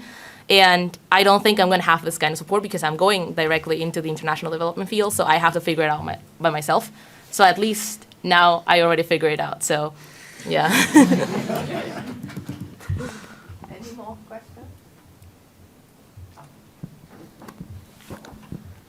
This question's for Johan, but it's general enough for all of you to answer it. What was the experience of being able to immerse yourself so deeply into something that obviously you have a background to or care so much about, and just be able to explore like a sense of individual history as well as generalized collective history? Yeah, I mean, that's a great question. I think in the beginning, I perhaps might have even like overcorrected on the trying to separate the personal from, you know, the object of inquiry. Because I was like, I already come in with a preconceived set of opinions about the Kenyan government, generally very negative. I have seen this road and it has, you know, I've been stuck in traffic because of its construction. So I was like, okay, maybe, you know, I need to dial it back a little bit. But as I went through the process, something that my advisor told me is use that rather as like an asset. Your experiences growing up in Kenya, seeing your parents buy a car, seeing cars being gifted at events, seeing politicians providing speeches as evidence. And I found myself, especially after submitting the first draft, really trying to integrate more of myself, I think, into the project of saying, this is how I felt about this. This is what I thought about this. This is what I reacted to about this. And increasing, the possibilities of what I could use as evidence as well. Like I was pulling on like tweets that I had encountered on Twitter, people complaining about the road. I was drawing on conversation I had during my summer internship about people being shocked that, they had cut down all these trees over the weekend and they came to work Monday morning and it literally looked completely barren because all of the trees had been cut down. And I found that to be very interesting, and I feel like made my work, I think, richer, because I think it's one thing to look at things from a bit more distance, but I think an added part of it, and also beneficial for me personally, was to also figure out where my position lay, I think, within Kenyan society. Like, yes, I'm from there, but I'm studying here and writing this thesis largely in Providence, Rhode Island at Brown University, which is most definitely not Kenya. And I think I look back at it, this project isn't over, I see myself going back, I don't know what I will do in the future with it. But it's definitely been the starting point, I think, to larger things, because I am passionate about public service in Kenya, and this is perhaps the first time I have been able to, I think, put all of these things that I've been doing here with this passion that I've had for a very long time and my own personal frustrations with the Kenyan government into one project, and has been very fulfilling. Thank you. We have a couple more minutes for final question.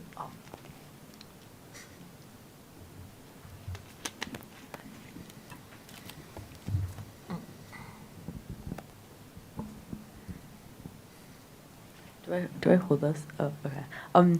So, Johan, your answer made me think of a question I want to ask Valerie, and that's like, did you feel a similar sense of like when you were studying your home country, like this feeling like that you were like overcorrecting at the beginning, maybe trying to like avoid bias, and then like at the end like finding like a similar like journey back to like thinking about it in a personal context, or how was that experience for you?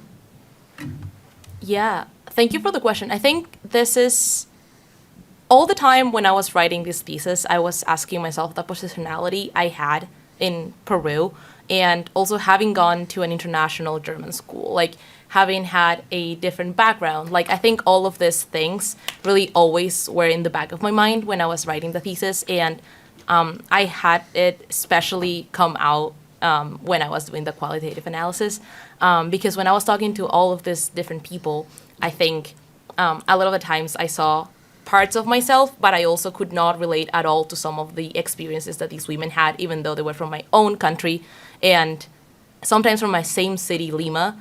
Like, they had totally different experiences and a total different reality. And I think it was also eye-opening to some extent, because sometimes when you spend 4 years abroad, and even though you go back, I think sometimes you tend to forget that these realities are not just something that you see in the news, and it's something that it's like very prevalent. And I think hearing those conversations, I think I mentioned in my thesis, in my presentation, that talking to the people was the most fulfilling part, because you're building connections with people that are actually informing you. And I think for everyone that is going into development, at least, and it's like, honestly, anyone in the international like relations, like public affairs kind of situation, I think you should keep in mind that the center of your policy and the center of your work should be individuals. And I think I mentioned this before as well, but like, women are so heterogeneous. And when I say women, what is women, right? It's such a big group of people, and one does not equal the other. And as of right now, I'm still thinking about it, and I'm trying to figure it out, because if I had that answer, I think I wouldn't be sitting here. But yeah, I think that is my answer.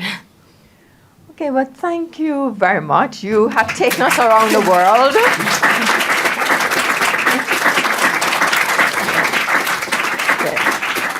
Yeah, this was an amazing journey that you carried us on, and we're going to come back, and then the next panel lands us back here in the U.S. So I don't know if there's still cookies and coffee outside, but you know. All right, folks. Good afternoon. My name is Tony Levitas. Until recently, I was the director of the Undergraduate Public Affairs Policy Program.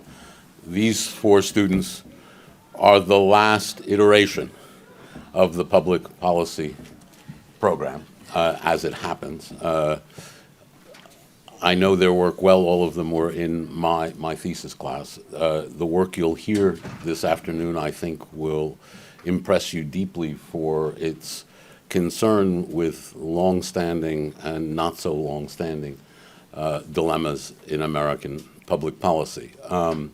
I don't want to spend too much time introducing them, so I'm going to just introduce them, in the order of their speaking and let them present. The format will remain the same.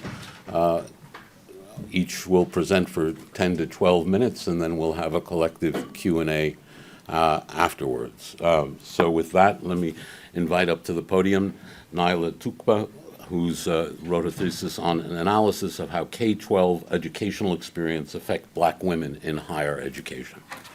Naila, the floor is yours. Hello, everyone. Thank you for coming. Let me just get set up.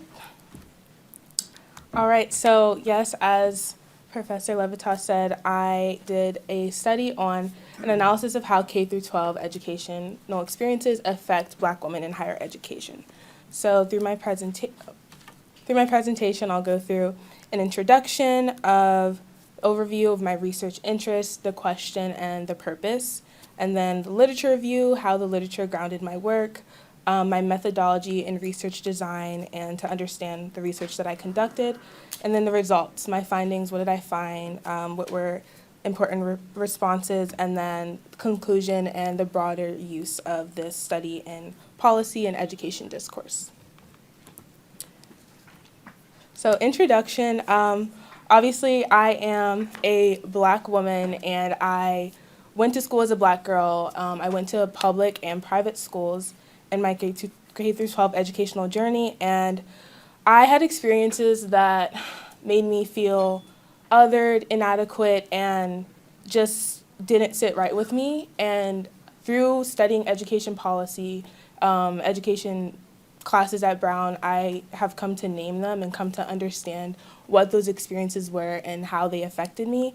And so also through studying education at Brown, education policy, I've learned that within the field there's a large prevalence of study with Black boys and understanding their experiences, especially with school discipline, but there's a lack of attention on Black girls and how they experience education. So what my study does bridges that gap, and my research question, how does K through 12 educational experiences affect Black women in higher education, serves to understand what are the common experiences, like how are they contending with these different practices that may affect their identity, and understand the measures that work in opposition to anti-Blackness. For the literature review, I utilized these 4 frameworks as disciplines to help analyze the responses of the Black women that I studied, that I interviewed. So anti-Blackness theory worked as the foundation that I used to understand that anti-Blackness is really omnipresent in our social political schema, and especially affects how Black girls move through education and maneuver those spaces. Black girlhood studies I used to understand the positionality of Black girls, how their lives and their identities affect how they move through school. And then Black feminist studies, obviously this study was with Black women in higher education. They're in a transition period from girlhood to womanhood, and so Black feminist studies really helped understand the identity, the indivisibility of race and gender in Black women identities. And then Black girl education research, this just helped me understand previous work, what the literature is talking about in Black girl education currently. And a lot of it is focused on school discipline, but what my study does is focus holistically on their entire experience, not just about discipline, but day-to-day things, the quotidian lifestyle of being in education and being in that sphere and how their identity impacts that. So my methodology that I used, I studied undergraduate women currently enrolled, 18 through 23 years old. I did 9 interviews total. 7 went to predominantly white institutions. 2 of them went to historically black institutions. 4 were African American, identified as African American, and 5 identified as first gen Black Americans. And then for my recruitment, I used my social network and social networks of my friends to put out a flyer so that I could get interest in interviewing. And from there, they reached out to me, and then the protocol for my interviews was a five-section structure where I talked about their overall educational experience and got the background on their education, and then I talked about interpersonal relationships, culture and community in their schools, their higher educational experience, and then also school discipline. And then once I did interviews, they were transcribed, they were recorded. I used In Vivo as a data analysis tool to code through all the transcripts, and it was a lot. After going through all of them, I used a 3-step coding process, and then I found what actually addressed the research question, and then from there I created 4 themes. And so these are the results and like the 4 themes that were really overarching and salient amongst all the women in the study. So first is security and school environment. So this is describing how the women had challenges regarding their physical, emotional, and mental safety, along with affirmative practices that made them feel secure in school. And so some women experienced, well, all of the women experienced unfair treatment in school, and this looked like being targeted, feeling surveilled, feeling grouped in a box. And then some experienced welcoming and affirming practices. Obviously, we all as students spend a lot of time at school, and so teachers and educators and just environments that make them feel welcomed help them feel more secure in their schooling. Navigating identity. So this theme really touched on the emphasis of identity formation in school and how their environments contributed to their own understanding of their identity. And so a lot of the women, especially those who attended predominantly white institutions, whether it was public school or private school, felt identity trauma and felt scarred by educators and experiences where they didn't feel advocated for, they didn't feel affirmed, they didn't feel welcomed in those spaces. And a lot of women talked about how leaving those educational spaces and coming to higher education and finding their own ways to flourish and be in spaces that are actually affirming helped them be more comfortable in their identity.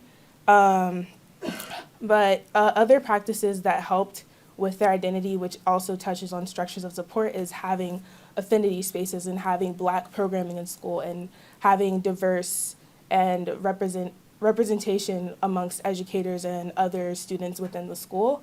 And with navigating identity, a lot of women, especially in the predominantly white institutions, had to put on a performance. They didn't feel comfortable fully being themselves. They felt on guard. They felt stifled and weren't able to fully be themselves in their educational spaces, which is harmful. It's very harmful, and it doesn't feel good to them. And then structures of support also detailed confronting mental health, accessibility to resources, being able to feel like you can utilize those resources even if they are there. Some did not, and the resources were there, but they just didn't feel safe enough or comfortable to do that. And so having parental involvement, a lot of the women, and half of the women in the study were first-gen Americans, and so some of them didn't have the parental support for college resources, didn't have different types of support that schools could do better in offering. And then accessibility to extracurricular activities. So having extracurricular activities is helpful to all types of students and aids in their academic and educational experience. And then quality of teacher relationships. So a lot of the women experienced relationships and had adverse teachers that neglected them. They didn't some women experience like never getting feedback from teachers, not being seen in classes, not being heard. And so the relationship that teachers have with students is very important and can impact how they view their own self-confidence, self-worth. Obviously, all these women are in college, right? They're high-achieving women, but in school they did not feel or realize their academic worth and potential because of the experiences that they had with teachers. And so overall, in conclusion,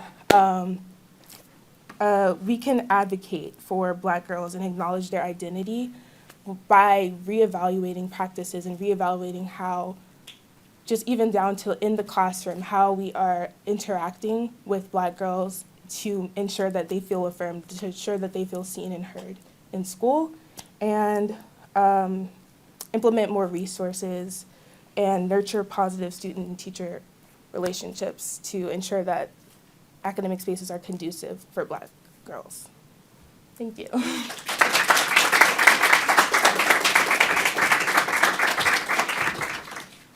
Hi, everyone. So my name is Ben Youngwood, and I have spent the last year looking at intent in municipal legislative redistricting in the city of Providence, Rhode Island.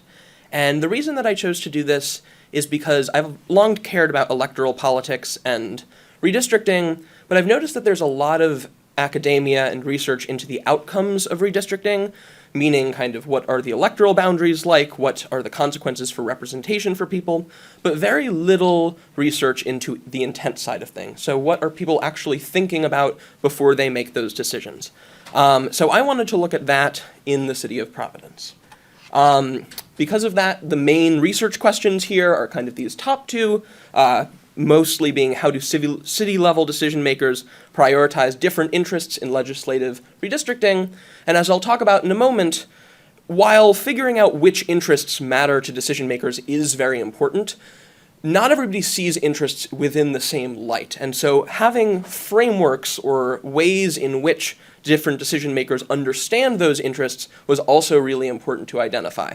And then once I finished that, I wanted to also do a very brief outcomes-based analysis, because while I am mostly focusing on intent here, it's important to present both in concert with one another so that we can get a more full understanding of how a redistricting process works.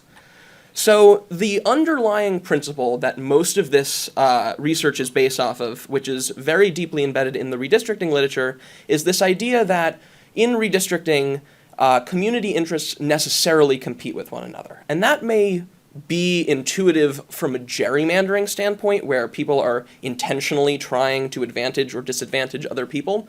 But the literature actually shows that there are trade-offs between things like racial representation, partisan representation, geographic compactness, and a whole other host of things in all sorts of redistricting.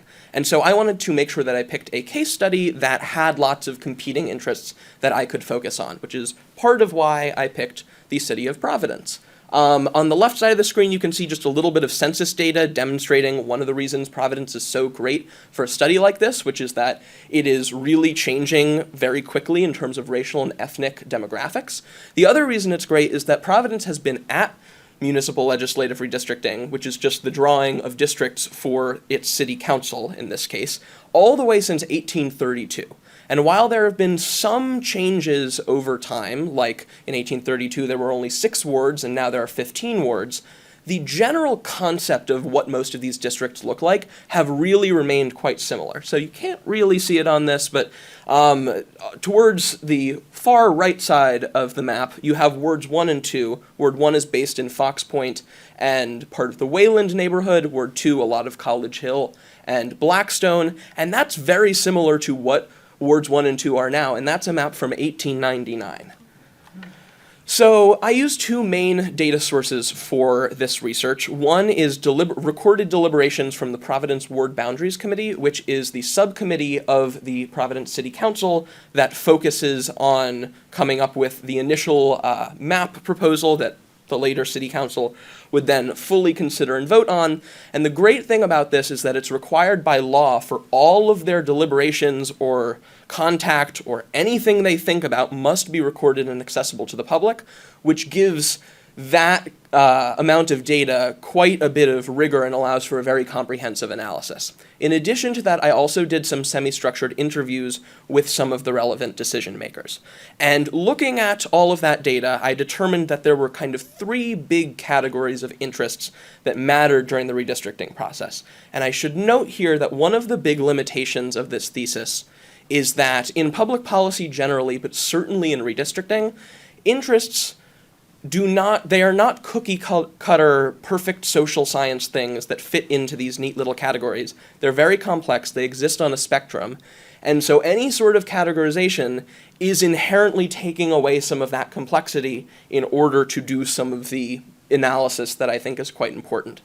Nevertheless, I did kind of decide on 3 interest categories, which are racial interests, neighborhood contiguity interests, which is keeping cohesive or geographic units together to maximize representation, and then this kind of big category called civic participation interests, which is basically anything that decision makers do in order to try to get more residents of Providence to participate in the political process, whether that is giving public testimony in part of the redistricting hearings, or that 2 people across the street from one another should be in the same precinct and have similar representation so that if they have the same issue, they can talk to each other and then advocate and organize and make policy change. So as I mentioned, we have these interest categories, but there are also frameworks for understanding these interests because not everybody sees interests in the same way. For racial interests, for example, 2 decision makers may say that they care equally about racial interests, but one of them may say that the most important thing to do is to take a substantive framework where you perhaps divide up a certain racial group between many different districts so that members of the city council or whatever government entity it is are responsive to that racial group across the board. But another person might say that a descriptive framework is a better way to go about doing things, and that the most important way to get representation is for a certain racial or ethnic group is to have members of that racial or ethnic group be a part of the government. And the reality, the literature shows, is that these frameworks fight with one another, and you can't have it all. So I developed 9 different frameworks kind of ways through which different decision makers perceived these interest categories. So as a result of that, I had a lot of findings and a lot of crazy stuff came up, but the main thing that I was really looking for was what was the most important and priority interest for these decision makers, and I determined that it was neighborhood contiguity. For most of them, there were 17 key decision makers. I only got relevant data for 11. These are those 11. Race and civic participation came in second, which was a little surprising given how big of a role demographic change has in the current political landscape in the city of Providence. That's kind of on a macro level, but I also looked at 6 particular contentious boundary decisions throughout the process, and some of those include whether or not to break up downtown from Ward 1 and move part of it into Ward 13, which is where Federal Hill is. Another was what to do with the western half of Benefit Street.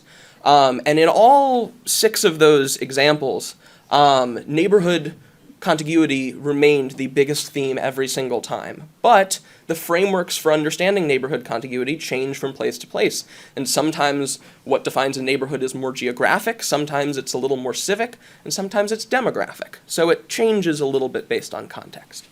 I want to leave you with 2 implications. One of them kind of addressing this, why wasn't race a bigger factor in redistricting? And my theory is that perhaps it has to do with the fact that communities in Providence are really geographically stratified and demographic change is happening so quickly. So what that means in practice is that while the Hispanic population in Providence has grown by about 10% over the last decade, it has done so in very concentrated areas around the city, specifically not the east side of the city, which meant that by the time, before anybody could pick up a pen and start to draw a new map last year, the increase in the number of Hispanic plurality seats had already occurred. And so redistricting not only did it not need to do anything, there wasn't much leeway for redistricting to change the amount of representation for the Hispanic community by much. For the Black community and for the Asian community, the way that the population has grown has similarly prevented the creation of any one Black plurality or Asian plurality district just because of where people live in the city.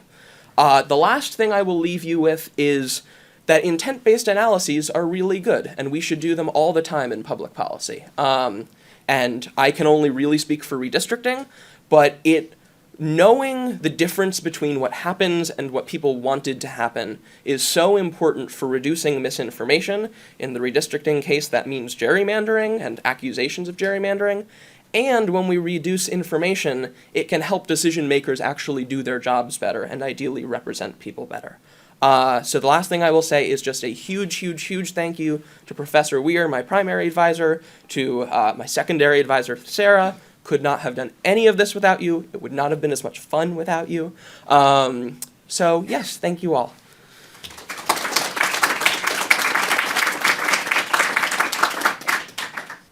Hi everyone, thank you all so much for being here today. I'm Adeline and my thesis is Different Paths, the Politics of Medicaid Expansion in Montana, North Dakota, and Wyoming. I'd like to thank my advisors, Professor Hackey and Professor Levitas, for all their help with this project. I couldn't have done it without you. My thesis looked at these 3 Midwestern states and compared their paths toward Medicaid expansion or lack of expansion in the case of Wyoming. They were chosen as case studies as they're geographically continuous, demographically comparable, and quite Republican. North Dakota and Montana expanded their Medicaid programs under the Affordable Care Act in 2013 and 2015 respectively, while Wyoming has yet to expand. In North Dakota, Republican Governor Jack Dalrymple put expansion in his 2013 budget proposal, and the Republican House and Senate passed it with no controversy. In Montana, expansion attempts failed in 2013 when a new Democratic House member voted the wrong way. Expansion passed narrowly in 2015, supported by Democratic Governor Steve Bullock and a coalition of moderate Republicans. A 2018 ballot initiative to permanently expand Medicaid failed, sunk by an $18 million big tobacco campaign. However, Medicaid expansion was later reauthorized by the legislature. In Wyoming, Medicaid expansion bills have been introduced in every session since 2013. However, only one bill has passed any chamber of the legislature. This led to my overall question: what drove these divergent expansion outcomes? First, some background. In March of 2010, President Obama signed the Patient Protection and Affordable Care Act into law. It aimed to improve the country's health outcomes and reduce cost. America's healthcare system is one of the most expensive but least effective among OECD countries. Among other things, the ACA mandated states expand their Medicaid programs. Medicaid is a program of health insurance for select groups of low-income individuals. While every state sets their own requirements, generally coverage was provided for parents and children making under 64% of the federal poverty line, only $14,000 a year for a family of 4 in 2010. The ACA required states expand their programs to cover individuals making less than 138% of the federal poverty line. The federal government would foot the entire bill for 2 years, then the matching rate would decrease to 90% of state cost by 2020. States that refused to comply would face the withholding of all Medicaid funding. From the start, the ACA was politically contentious. It passed the House and Senate with no Republican votes. Republicans accused the bill of being an expensive government takeover of health care. The law was immediately challenged in court. These challenges were consolidated into the case NFIB v. Sebelius and rose to the Supreme Court, which deemed forced Medicaid expansion unconstitutional. With this, Medicaid expansion became optional for states, setting up a dilemma for every state. Should we expand our Medicaid program?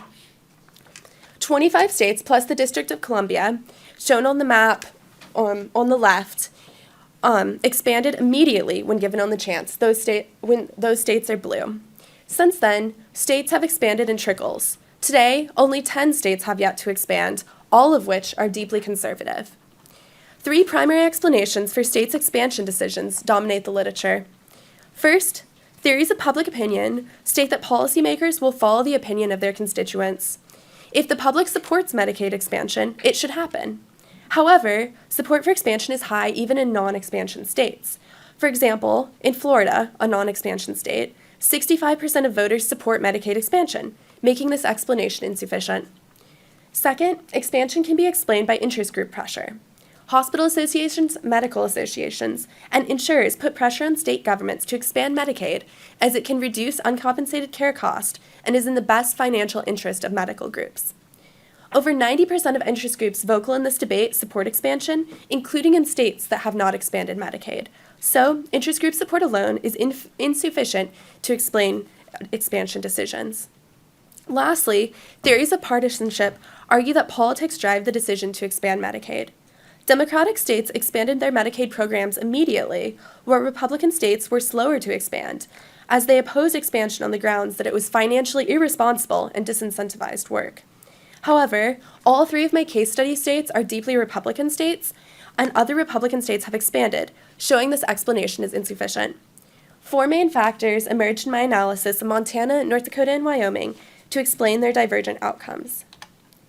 First, the presence or lack of moderate Republicans drove Medicaid expansion decisions.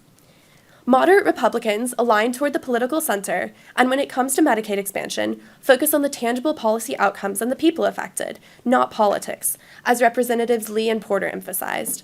While they may not have liked Obamacare, these representatives felt that the chance for free health care for tens of thousands of individuals, at little or no cost to the state, was irresponsible to pass up. This is a bill that, withholding my nose, I will vote for, said Senator Spencer Berry of North Dakota. These Republicans share several characteristics. First, they're older. In North Dakota, the average Republican who voted for expansion was 61, 8 years older than their counterparts who voted against. They're on their way to retirement. 25% of North Dakota Republicans who voted for expansion did not run in their next election cycle, and today, less than a third of them are still in the State House, while over half of those who opposed expansion are still in office today. They also have fewer political ambitions. Those who voted for expansion were less likely to run for future office.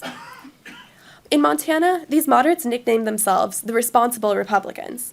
"We can't come here and fall on an ideological sword," said Representative Christy Clark of Montana. This ideology stands in contrast to today's new generation of Republicans, today's Trumpicans, as Representative Landon Brown of Wyoming called them, are national party oriented, falling in line behind populist conservative leaders, especially on social issues. Wyoming, unlike Montana and North Dakota, never had a critical mass of moderates to pass expansion. Today, half of Wyoming House Republicans have joined the Trump-aligned Freedom Caucus, showing the state's polarization. For expansion to pass, state houses must have enough moderate Republicans to combine with Democrats to cobble together a majority. Montana and North Dakota had sufficient numbers of moderate Republicans, while Wyoming did not. The rules of the game and gubernatorial leadership also affect expansion. First, rules matter. Before a bill can make it to the floor for a vote, it has to get out of committee. In Montana, expansion bills started in the House Human Services Committee, chaired by Republican Art Whittick, who called Medicaid expansion the largest expansion of welfare the state has ever adopted, and fought to kill the bill in committee. In Wyoming, expansion bills started in the Senate Health, Labor, and Social Services Committee, chaired by Charles Scott, also an opponent of expansion. In theory, these bills would see the same fate, death by committee. However, Montana has a rules workaround. Every year, the minority party gets a number of silver bullets, which can be used to pluck a bill from committee and send it straight to the House floor. Because of this, Montana's expansion bill went to a full vote, while Wyoming's expansion bills keep meeting their end in committee. Supportive governor leadership is also crucial to expansion. In addition to signing the bill into law, a supportive Republican governor provides political cover. In North Dakota, Republicans who voted for expansion were voting with their party and with their governor. However, in Wyoming, voting for expansion as a Republican meant voting against your party and against your governor.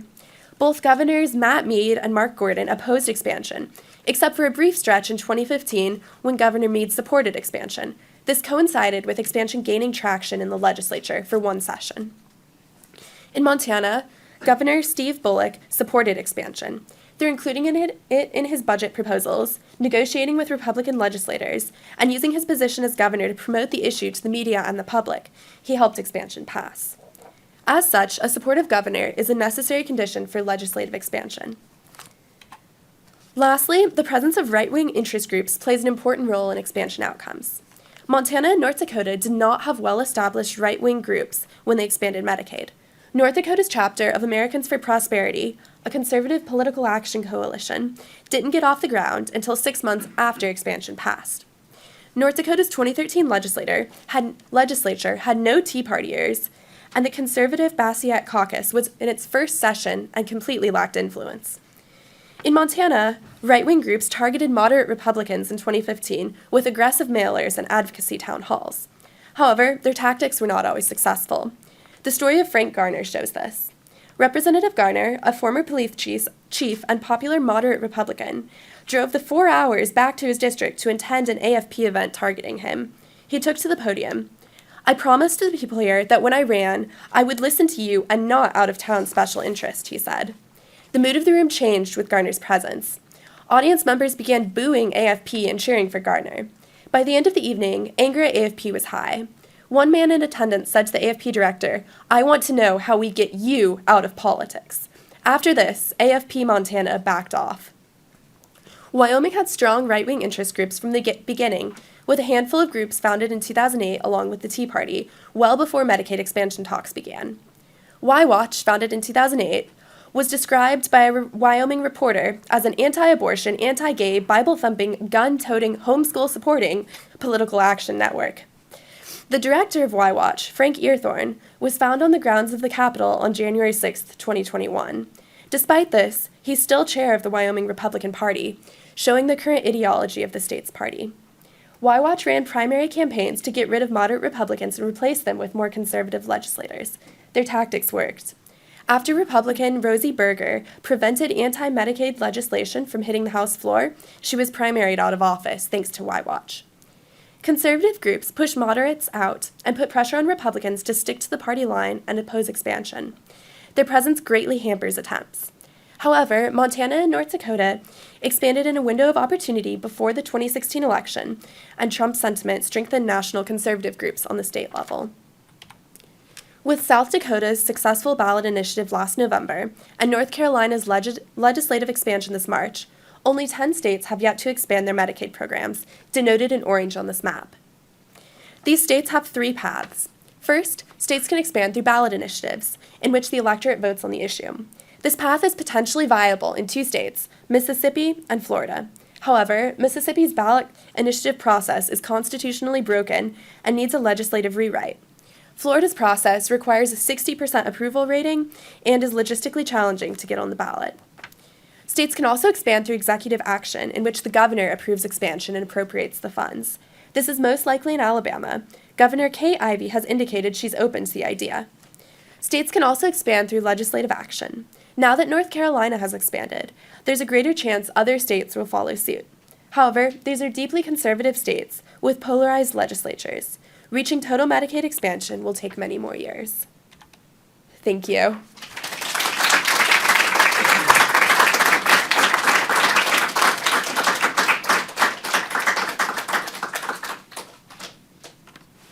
Good afternoon, everyone, and thank you so much for being here today. So I'm McGuire Nazuski, and I've done my thesis on telehealth adoption in Maine, the policies that have made adoption possible, and what physicians actually think about telehealth nowadays. So a brief disclosure, I am from Maine, which makes me a Mainer or a maniac. Thank you. And I could not have done this project without my readers, Professor Hackey, Professor Patashnik, and my thesis seminar leader, Professor Levitas. And with that, I'll jump right in. So a little bit about telehealth. You may have used it yourself. You've probably heard a lot about it because with the pandemic, there was a huge boom in telehealth. I mean, Medicare jumped 10 times in their claims between those months of the beginning of the pandemic and prior to the pandemic. So there are 4 major types of telehealth. The one that you're probably most familiar with is video conferencing, when a physician and a patient will be discussing their issue, their appointment, whatever it is, over a screen. So you'll be able to see that patient. There's also audio-only telehealth, which is where you will basically just have a phone call with your physician. And then there is store and forward, which is basically you're using a email or a patient portal where you'll log in. You can review your recent tests, have a communication with the physician over that medium. And there's also remote patient monitoring, which is where you'll actually use a device like a scale for weight management continuous glucose monitoring device for diabetes control to make sure that your blood sugar is in the right level, and then also blood pressure cuffs for hypertension. So the technology is being used across the country, so why Maine?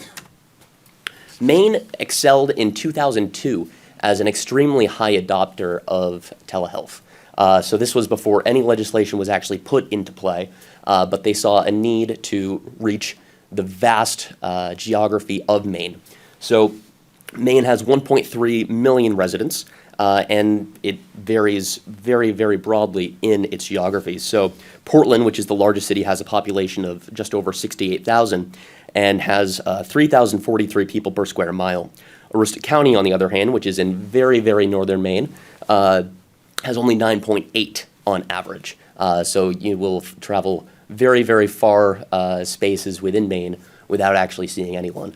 There's actually a quote in Maine that says, you can't get there from here, which means that you can't get from one place to another because travel in Maine can be so difficult at some points. As patients in Fort Kent are traveling 7 hours one way to see a specialist. So that's a 7-hour trip there, 7 hours back. At that point, you might as well spend the night in Portland, get a little bit of shopping done. So it's a huge amount of time that patients are spending to see a physician. It's a massive barrier. Additionally, it is the oldest population in the nation, has a median age of 45.1. And as most of the population is in the South, most of the specialists are also there in the larger care centers. As of 2016, over 70% of hospitals in Maine used telehealth, which speaks to the large adoption that it had. So a little bit about the policy. So in 2009, they were one of the first states in the nation to put coverage parity on the books. So when discussing telehealth, you will likely hear the term parity. That happens either in payment or in coverage. In coverage parity, you are just basically saying that if you have X in your insurance plan, then we will cover X for telehealth as well. So if you have it in person, you will also have it over telehealth. As for payment, which happened in 2016 with MaineCare, which was prompted in the 2014 legislation that was passed, they were looking to make sure that they were reimbursed at the same exact levels, which would mean that providers would likely be more apt to provide that care via telehealth. So payment parity is something that has been a little bit of a struggle in more private insurance, and CMS also does not always reimburse on parity. Throughout the pandemic, they had, because of some of those leniencies to make sure that they were able to, hold down the curve as much as they could and flatten the curve. But it is something that physicians are still struggling with. Moving forward, there were some definitions put into play, and then more recently in 2021, there were audio-only care barriers that were removed, basically saying that if the physician would like to meet with their patient over the phone, they can do that without issue. So a couple of the physician impressions. They see a lot of benefits in telehealth, mostly because of the convenience for the patient. They don't have to have those very, very long travel times. It also offloads inpatient care. A lot of the physicians are using those first 2 or 3 slots in the morning to see a patient via telehealth. So then they don't have to see the receptionist in the morning. They just, hop in on the Zoom room or whatever platform they're using, and they're able to see them there. And then psychiatry is the main one that every single physician that I spoke with talked about. So a little bit about the methods of my research. I was able to speak with 5 physicians who are practicing in Maine, 2 of which in southern Maine, 1 in coastal Maine, 1 in Bangor, which is pretty much smack dab in the middle of the state, and then 1 up in northern Maine, which is Holton, right on the Canadian border. So I was able to get a lot of different perspectives on that. It is a relatively small sample of only 5 physicians. However, we were able to talk for about half an hour each, which was able to really make us dive into the topic. Additionally, with the policymaking side of things, I was able to talk with 3 Democrats and I would say 2.5 Republicans, the half being one of the legislators swapped halfway through their turn from a Republican to an independent. So 2.5, if you will. So back onto the physician impressions. Psychiatry is one of the main benefits of telehealth because you're able to see the patient in their own environment.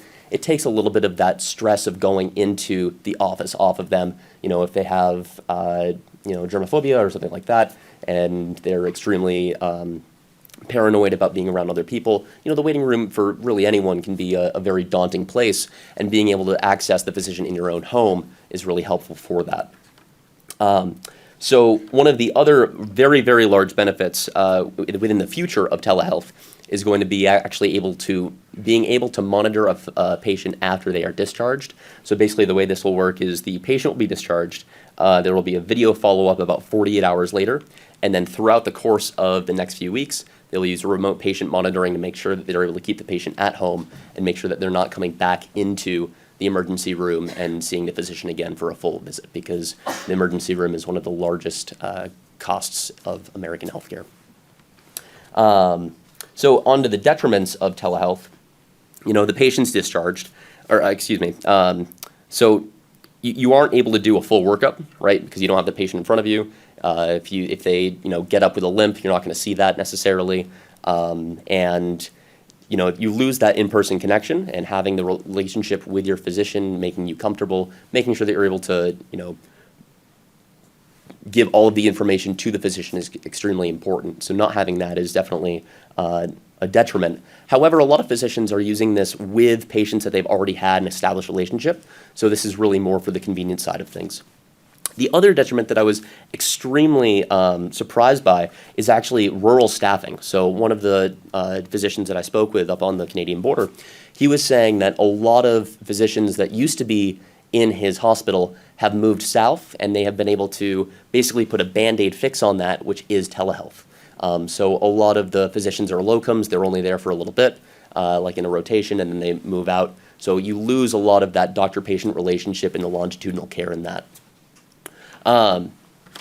Another issue is broadband access. Not all of the state of Maine has broadband. It is something that the state has been continuously working on, but it is something that they need to continue on. And then also technology literacy, particularly among older adults. It is an aging state, and not everyone is able to hop onto the internet and hop onto a Zoom call. So moving forward, there are some major future concerns. So Maine has done a really terrific job of putting policies in play that are able to allow the physician to use the modality that they see fit. And that is what a lot of physicians have said, is that they really want to be the ones to drive forward the care. They want to be the ones to say, yes, I would like to use telehealth for this patient at this time, and they don't want to be dictated on when they should be using the technology. And it is a great tool, and a lot of physicians are really enjoying it. One of the issues moving forward is at the national level. So Medicare has a lot of flexibilities that they have implemented because of the pandemic. However, a lot of those will be sunsetting with the end of the public health emergency, and every single physician that I talked with was talking about concerns regarding that and how much they will be paid for Medicare visits after the sunset of those provisions. So a lot lies in the hands of Congress, which is not always the best place for a problem to lie, with continuous stalemates there. And also, I was talking with an individual from the Northeast Telehealth Resource Center who was emphasizing that you're going to be having to amend the Social Security Act of 1996 with the telecommunications clause of that to actually make a lot of those policies permanent. And if any of you are familiar with the Social Security, it's a little bit of a third rail of American politics. So the other thing, the other issue is with the DEA, so Drug Enforcement Administration, and prescribing. So again, flexibility is put in to ensure that if a patient, particularly with psychiatry, needs care, they're able to get those prescriptions at the pharmacy ASAP. So I was able to talk with the Maine Opioid Response Director, and he emphasized that Maine's physicians are very unhappy with the move to change the public health emergency's temporary restrictions of Schedule 2 controlled substances like Adderall, oxycodone, Ritalin, and Vicodin, and Schedule 3 through 5 narcotics, with the sole exception of buprenorphine, without an in-person evaluation. So again, some of those patients are 2 hours away or more from an individual who would be able to prescribe those. So Maine has been able to do a considerable amount with telehealth to expand care. On the whole, physicians and patients are extremely happy with the technology. And physicians, policymakers, and insurance companies will have to work together to best determine how telehealth is compensated, which will have significant impact on use in the future. Thank you.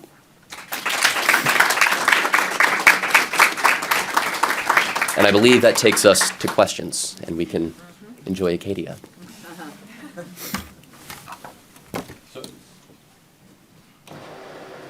So folks, first, congratulations to you all. Really outstanding jobs presenting very serious work, and I hope everybody is as interested in what will follow as I am, but I'd like to open the floor up for questions.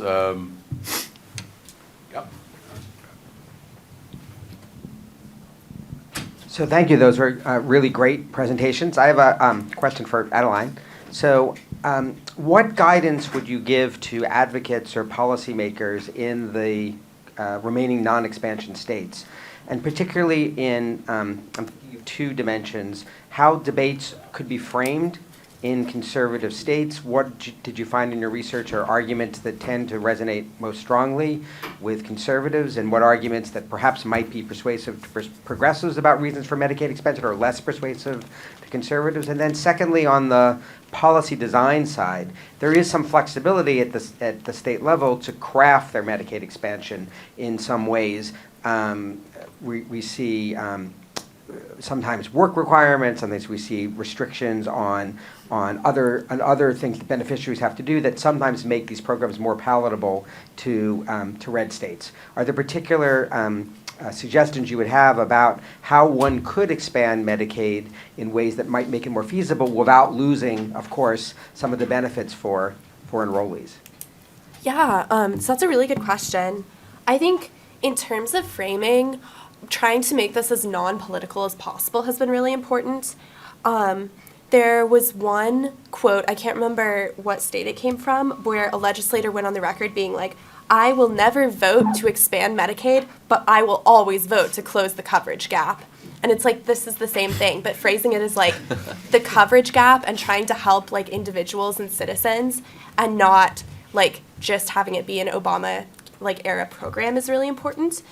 In terms of policy design, I think the work requirements thing is iffy because the Biden administration has proved unwilling to approve those on a federal level. And with COVID, a lot of that got put on hold. So we'll kind of see what happens now that COVID's over and the public health emergency has ended. A lot of red states have instituted premiums, and those are usually around like 2% of annual income. They're fairly reasonable, and that has made those programs a lot more palatable for legislators. Montana has premiums, and that was one of the only ways it would get passed. I think the main two things are just, if other things get added, definitely premiums are something that people can somewhat agree on that have less of an impact on the overall program, but do make it more palatable for Republicans. And then just framing it as like, it will help like these people in your district, and it helps like tens of thousands of people at very little cost to the state, and focusing on that and just trying to remove all ties from like Medicaid expansion as part of Obamacare. Other questions? Yeah. I got a question for McGuire. So thinking about your observation about Congress, which I tend to concur with, Congress is unlikely to address the Social Security issue, et cetera. What do you think the prospects are for states to tackle some of the telehealth reforms, kind of following in Maine's footsteps? Is Maine an outlier, or is Maine kind of leading the charge? Yeah, so Maine was absolutely leading the charge, and they still are in a lot of senses. And with the pandemic, a lot of states did have to follow in that, and were loosening a lot of their previous restrictions on telehealth. So since then, a lot of states have been following in those footsteps, making sure the audio only is available when you aren't able to log on with broadband or something like that, making sure that it's accessible for all of their patients is absolutely something that some states have done, and a lot of states are continuing to do. Maine is a very, very, they have a lot of civility in their government. Everyone kind of knows everyone, and everyone is everyone's neighbor, which has certainly helped with getting that ball rolling. And now that ball is rolling, a lot of states will absolutely be able to tag on with that. So yes, it is something, expansion is coming in at a state-by-state level, but that's only going to be with Medicaid and insurance policies within the state. Civility is a refreshing notion.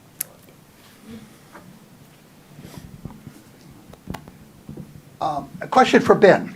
Ben, you've significantly increased our understanding of redistricting and the intent behind it and the interest behind it.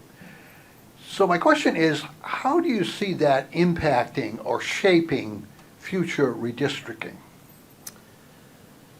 I think certainly for the city of Providence, having this information is really useful because there are some one of the things I didn't get into in my presentation but was really important is that in the past there's been a lot of closed door negotiation and backroom deals around redistricting, and one of the very important findings this time was that that did not happen, and there are a lot of very specific reasons it didn't happen.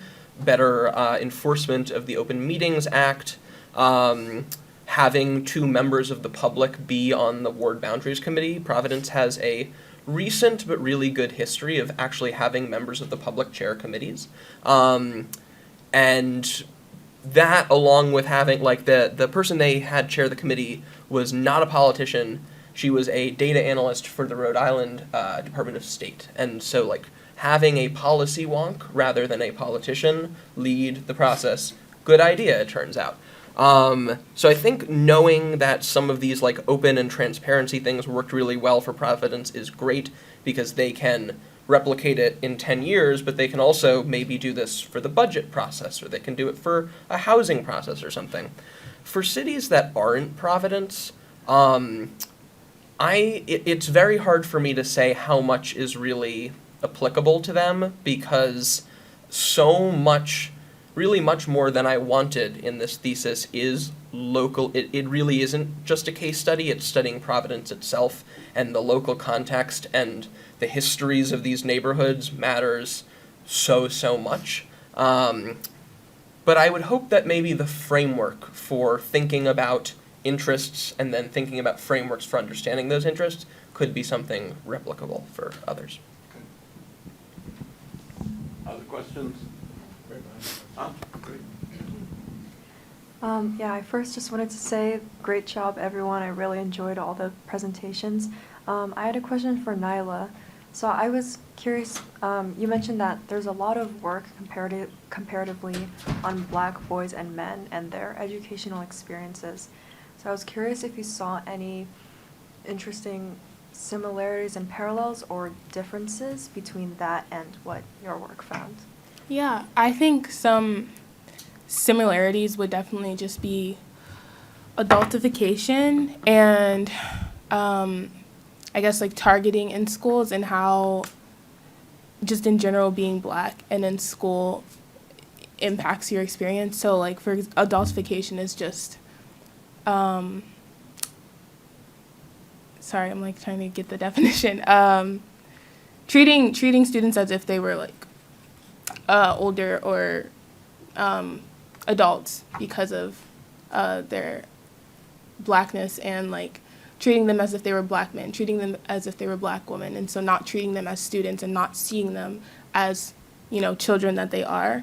So I think that was like a similar thing in both like Black girl and Black boy education research. I think, let's see, just the targeting, grouping students, grouping them because of their identity and this sort of neglect in experience, and not really giving them feedback, not seeing them. I think a difference would definitely be that like Black boy education research is very focused on like school discipline, and I think for a lot of girls, the discipline that they experience is different than the discipline that boys may experience, and also it's not just about discipline. And so I think in my research it was more holistic, and it talked about interactions with specific teachers, interactions with students, interactions where responses to racial incidents, how did the school respond to things and stuff like that. Thank you. Jerry?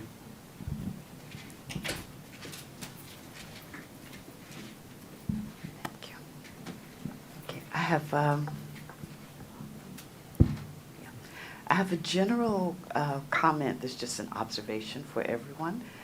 And then I have a question for Benjamin and a question for Nyla.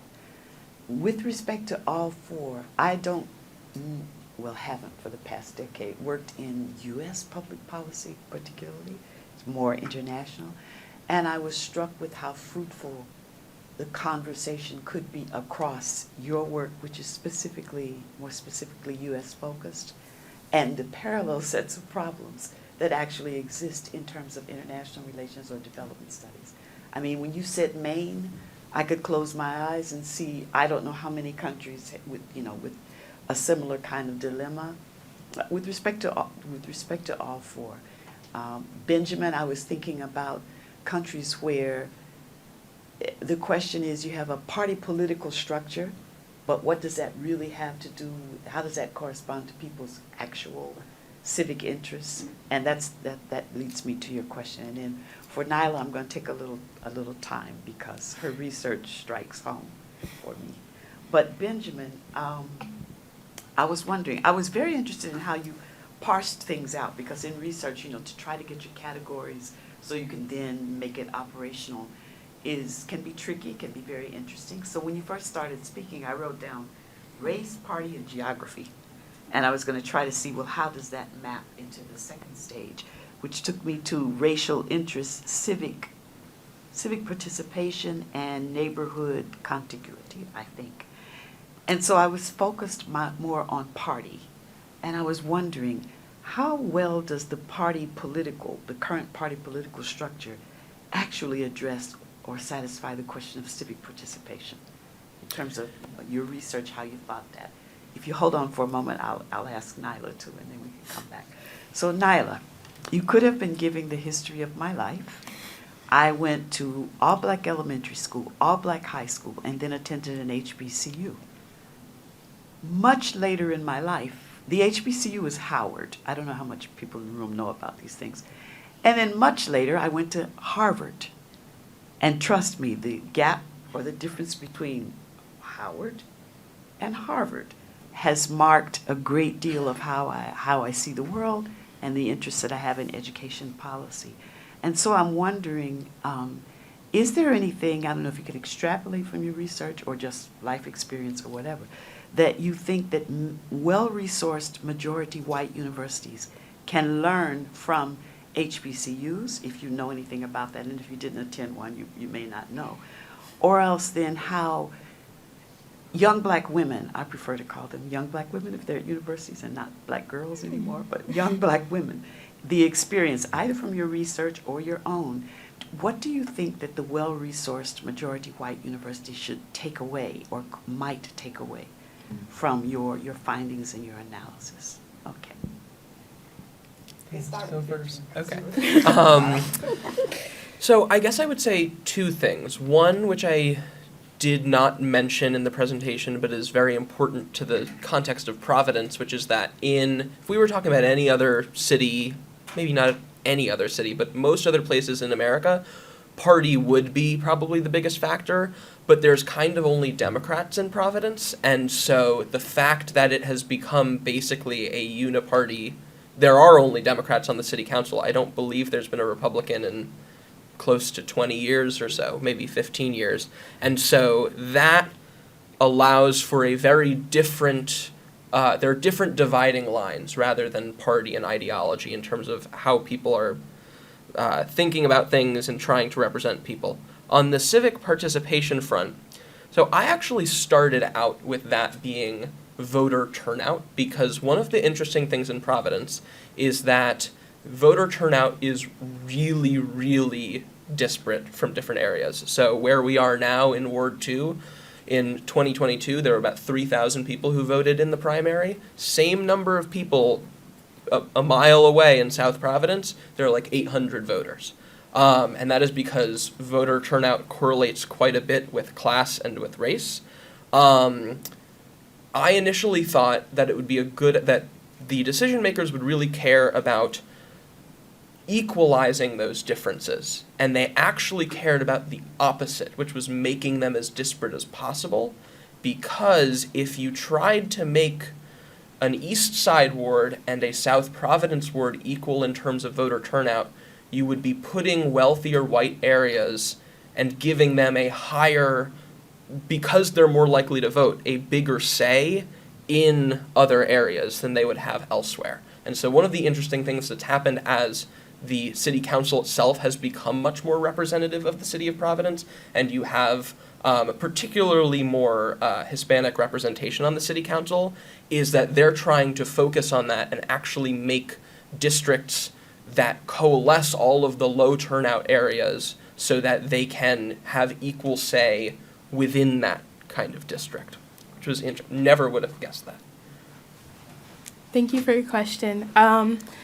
Your question made me think about one interview that I had with someone that I also went to the same middle school with, and our experiences were just completely different. And I didn't realize until we had like this reflection in this conversation, because I was in mostly gifted and talented classes, and she wasn't, and she was in classes with majority students of color, and I wasn't. And I was just startled by how different our experiences were, how the different like curriculum that we had compared to her. It was just very different. And I think about how some of the women who went to predominantly white schools had to take on so much of the onus of making sure that their spaces, they could, feel comfortable in their spaces. They were creating programs and just taking on all this weight that I think that the schools could do more to make environments that are affirming for them and conducive for them. So that looks like just honestly like reevaluating your practices and reevaluating what ways are our practices anti-Black, really sitting down and understanding how the environment is affecting the students. And, of course they talk about diversity and we talk about things, but what are you actually doing, right? And so I think a reevaluation and just looking into what you're doing and talking to students, listening to students. Some students have, right, I had an interview and someone was talking about how they did like a whole Black History Month presentation, and a white girl was offended by one of the questions that they had, and so they weren't able to do the Black History Month presentations anymore because of her. And so like how does that make the Black students feel when they can't even, be proud of their identity and be proud and stuff, and you're completely listening to that student and victimizing that is just, I think, really reevaluating how you handle issues and just treat Black students, listen to them. Yeah, there's a lot. Yeah. Other questions? If not, I'll ask a couple. Okay. You, Bob. I've just got a big picture question for everybody, which is, looking back on it, what did you learn about yourself by writing a thesis?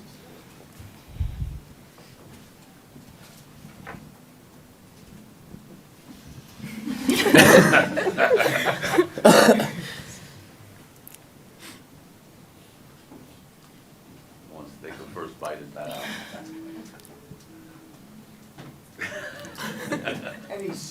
This is a really, you overcame or things that... I'll take an easy answer and go first. I have done a lot of different kinds of writing in my life, and writing something of this length that has so many parts in it and that you spend a year on is just like, we should like have a different word than writing, because it's not the same as writing a 10-page paper or a policy memo or something like that. And I think like living for a year alongside a work is just a totally different experience that, like, as amazing as Brown has been, like, could never have prepared me for in any way.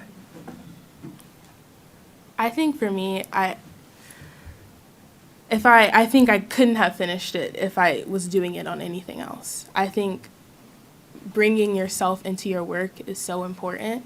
And so I think what kept pushing me was that, like, this is something I'm passionate about. This is something that I care about. This is something that is so important to me. And as much as I wanted to stop and just like give up, I didn't, because I knew the importance of what I was doing and how important and fulfilled I would be when I did finish. And so, yeah.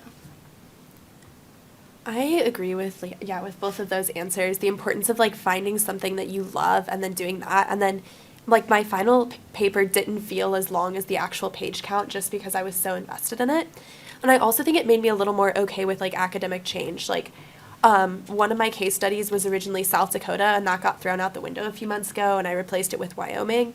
And like my research questions have changed. Like my final thesis doesn't really resemble my prospectus that much, and that was an adjustment, but like it was really good to like be okay with that change and just kind of seeing where this took me. Ditto on everything that's been said, particularly Adeline's point about the having to change on the fly a little bit. The ending project was not what I thought I was going to be doing last spring, but exact same topic, just I thought I was going to be doing it differently. And then I think that one of the biggest things was how much I was talking with friends about the theses and the thesis grind. Like I remember a lot of time in the ratty, eating, grazing, and just working, particularly over spring break, to get it done. We can get you a better coffee shop.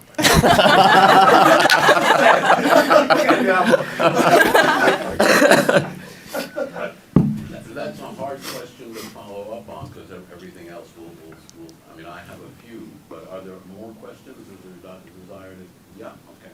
I can just talk. As someone, You're being recorded, all questions. Hello.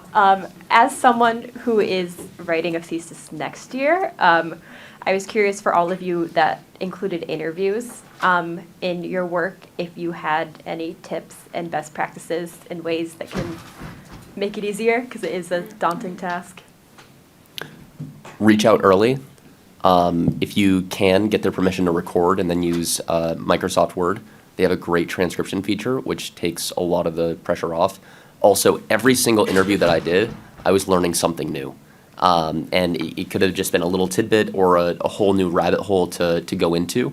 And throughout that process, I was learning a lot more and a whole lot more about the resources that I wish I'd had on day one. And instead, I was getting them towards the end of the line. So definitely reach out early and do as much of that as you can before. I would also echo reach out early, but also not too early. So I planned in a dream universe to do all of my interviews in October, which is like not even close to what happened. And weirdly, it was actually good that I did them in February, because I learned way more contextual stuff and all of this like deep divey research that I never would have come up with, and I asked way better questions because I had done that. Other thing I would recommend is, especially if you have like a friend who kind of understands what you're interviewing, or like what the person's who you would be interviewing, what their role is, do a practice one and like have your friend pretend to be the person you're interviewing. I would say, again, reach out early. I planned on doing interviews earlier than they actually occurred. Also, if you're, transcribing and if you have to code, start once you start your interviews. Don't start once they're all done, because it'll just help with save time. And then, what else? If you want to do IRB, do that like September. Like start very early. Now. Oh, now. Yeah, now. See, I was too late. If you're planning to do at-risk populations, which was Yes. initially your... Yeah, initially I was planning on like researching girls in K through 12 education, but didn't happen. It's okay. But the IRB process really requires you to almost have a protocol this summer before you begin to get it. Yeah. Thank you. Other questions? What to expect questions? Yeah. Thanks for such interesting presentations. I thought I'd take a page from Bob Hackey and ask you all a big question, which is, what did you learn that made you hopeful about America's future as you did your research?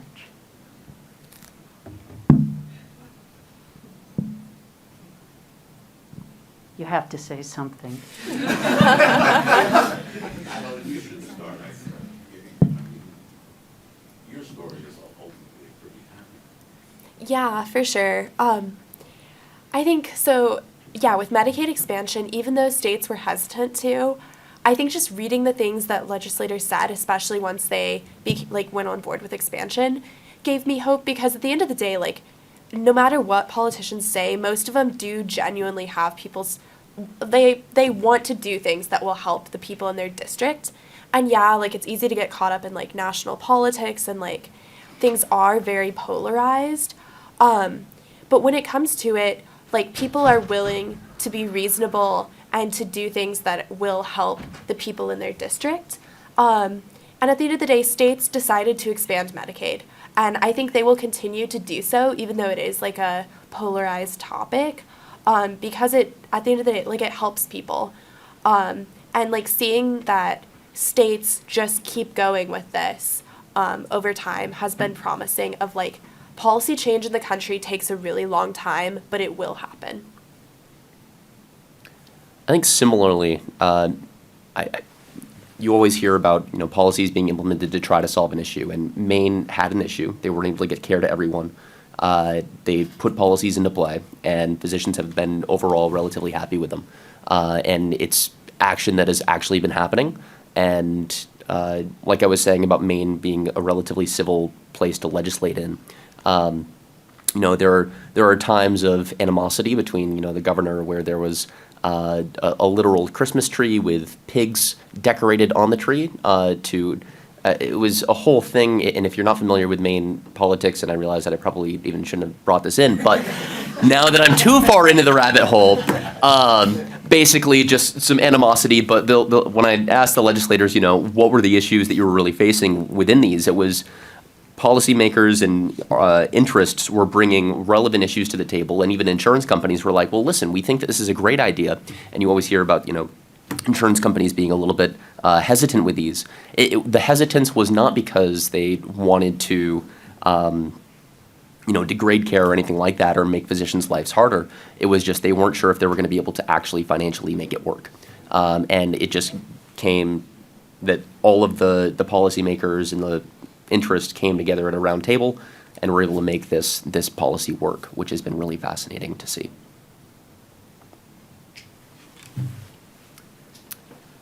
I would say that the thing that made me most hopeful was seeing the city council accept that the city council couldn't do the best job at this, and bringing in outside support from the public. I don't know how. I think it's really, really easy to replicate on a city level. I don't think that Chuck Schumer is going to invite a random person to be Senate Majority Leader for a day. But I think seeing politicians realize that politicians can't do everything is a really, really good thing. I think something that made me hopeful is just, even in the midst of negative experiences that people had, for most people there have always been some type of teacher or educator that did take them under their wing, or did offer that supportive space and structure. And so when I think about states like Florida and things that are going on in education in different states, I'm hopeful that there are specific people and individuals that are still, going against the grain and doing work to make spaces, affirming for Black students. Great. On that hopeful note, I think it makes sense to break for 15 minutes before the next panel. But before we do, I really want to thank you all for a wonderful afternoon and some great presentations, and to the audience for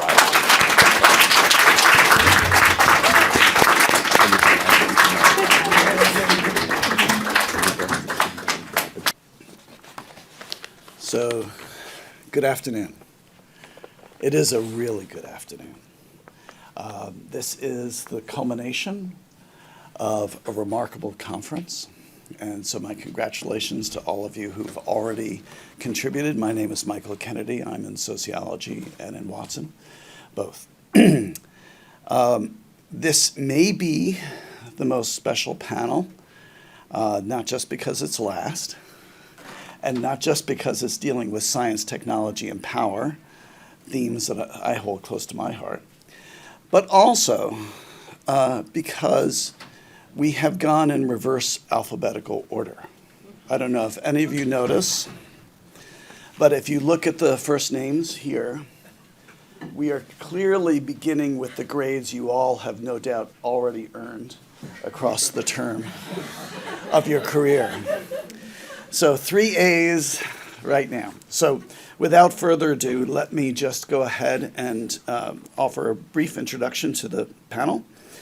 Ariana Haji will be speaking first. Ad Astra, Cooperation Between Superpowers, a Cooperation Competition Framework for Understanding Collaboration and Competition between the United States and Russia on the International Space Station. Our second presenter is Amelia Shapiro, who will be presenting a talk entitled In Support of Taking a Neo-Realist Approach to the Study of Cybersecurity Decision-Making, Sophistication of Cyber Attacks on the U.S. attributed to Russia and China. And finally, Amian Spencer-Bloom will be presenting something about which you may learn more in the presentation if you don't know what blue traction is already. Blue traction, the datafication of movement and bodification of threat in the rise of gait and behavior recognition technology. So may I invite you all to help us welcome our fine panelists.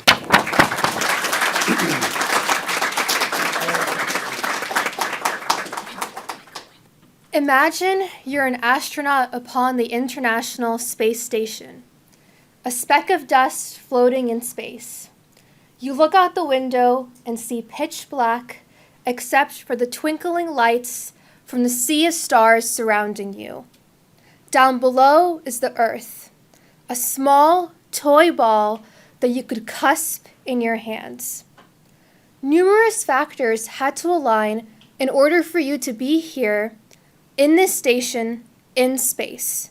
Not only did the technology and science have to work out, but most importantly, the political world order had to align. Good afternoon, everyone, and thank you so much for joining me. My name is Ariana, and in my thesis, I developed a competition cooperation framework for understanding collaboration and competition between the United States and Russia on the International Space Station. I ask what factors led to the collaborative creation of the International Space Station by the United States and Russia in 1998. How did that cooperation evolve from 1998 to 2022? And what are the challenges to maintaining the ISS program? The ISS is in orbit around Earth and home to multinational crews of astronauts and cosmonauts who work and live and conduct research upon the station to better understand how humans may survive in space long term. Space has remained relatively insulated from foreign affairs back on Earth, and the ISS is a unique case of long-term cooperation between the US and Russia. As such, it is the ideal case to understand the larger question at hand. Given that superpowers are traditionally rivals, under what conditions do two superpowers cooperate? I contributed to existing scholarship by developing a cooperation competition framework, which is a synthesis of two smaller frameworks which I developed. The first framework is the comprehensive framework, which synthesizes international relations theories on cooperation, specifically realism, liberalism, and constructivism. I maintain that while these three paradigms function independently of one another, we can bring them together under one framework because each paradigm can offer value to explain the ISS at different points in time. My second framework is an astropolitics framework, which synthesizes theories from the field of astrosociology, geopolitics, and science and technology studies. These three theories, when used in conjunction with IR theories on cooperation, help to provide context for my study and help to make my study useful for the nature of the topic that is being cooperated on, which is a technoscientific endeavor. My study also holds practical significance. Predominantly, the ISS was born out of the space race, which in itself was part of a larger phenomenon, the Cold War, in which the US, and at the time Soviet Union, intensely competed to promote their respective political ideologies to the rest of the world. In this sense, space functioned as an arena for both countries to not only promote their scientific superiority, but also their political superiority. If cooperation on the ISS were to cease, we would be reverting to a political climate much like the one experienced during the Cold War. Both countries may make a bid to promote their political ideologies in space by colonizing either the moon or Mars. As such, international cooperation in space is crucial because we want to ensure we are expanding the human race into space in an ethical and just manner. Second, the research upon the ISS has allowed us to improve the quality of human lives. The tech upon the ISS, for example, has allowed us to develop water purification technologies to increase access to clean water in sub-Saharan Africa. If the ISS program were to end, we would lose the value of future research. Third, if US and Russia were to cease cooperation on the ISS, then their relations would further deteriorate into a state of hostility. If the US and Russia aren't cooperating, then this affects so much. It affects the world economy, who allies with who, and also the risk of the use of nuclear weapons. By studying cooperation in space, particularly between two superpowers, we can gain foresight and minimize negative consequences in the event that the ISS program ends. I divided my case of the ISS into two time frames. And for each time frame, I selected three events which I argue were turning points in US-Russian relations, and thus turning points in the trajectory of the space race, and thus also turning points in the trajectory of the ISS itself. Within the first time frame, I selected Sputnik, which was the launch of the first satellite in space, Apollo 11, which was the moon landing, and the Apollo-Soyuz project, which was the first international crewed mission carried out by the US and Soviet Union. I selected these three events because, in my view, they represent the greatest Soviet success, the greatest American success, and the greatest joint success. Within the second time frame, I selected the revised intergovernmental agreement, which the US and Russia signed to signal their cooperation on the ISS, Russia's 2014 annexation of Crimea, and Russia's 2022 invasion of Ukraine. I selected the Intergovernmental Agreement because I believe this was a significant symbol that the US and Russia were willing to turn over a new leaf and begin furthering space cooperation. I selected Russia's 2014 annexation of Crimea and 2022 invasion of Ukraine because I would argue that these are the two most significant geopolitical events that altered US-Russian relations. For each event, I conducted discourse analysis using internal policy memos, investigative journalism and news articles, literature, and I also conducted interviews. My list of interviewees included, but was not limited to, academics, CIA officials, those who had helped to negotiate the intergovernmental agreement, astronauts who had been to the space station, and the children of former Soviet rocket scientists. I argue that it is when geopolitical threats were low that broader foreign relations improved, and conditions paved the way for scientists to persuade politicians of the value of their perspective. Throughout the history of the space race and throughout the history of the ISS, we can observe that scientists continuously valued and advocated for cooperation for the sake of progress, whereas politicians would value competition for the sake of security.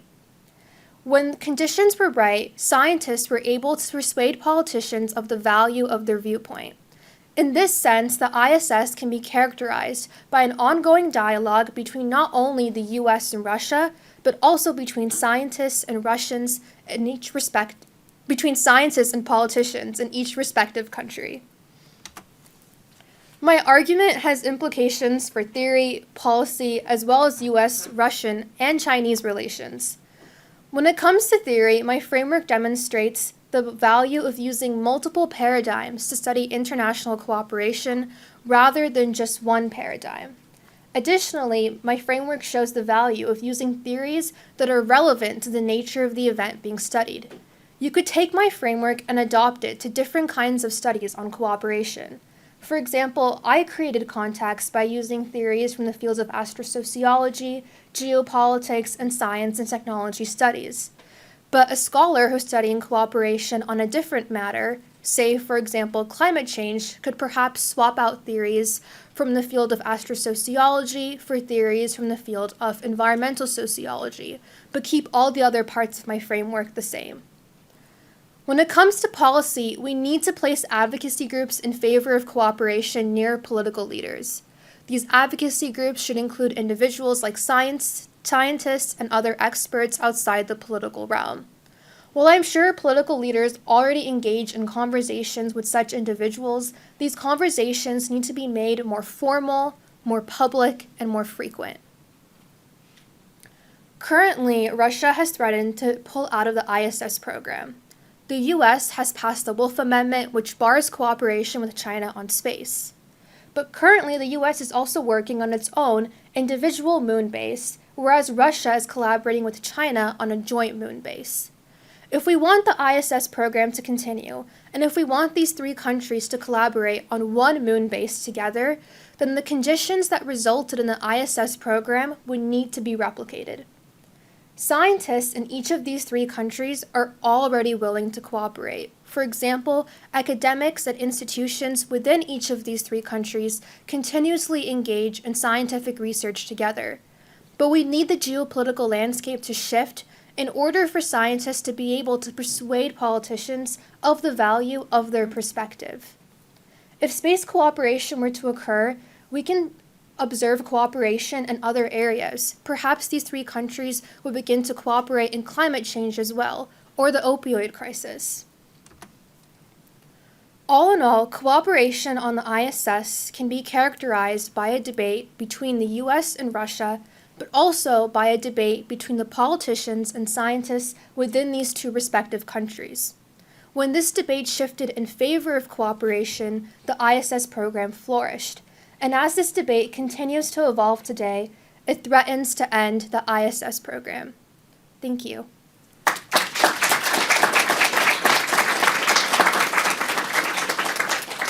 We will be having discussion after.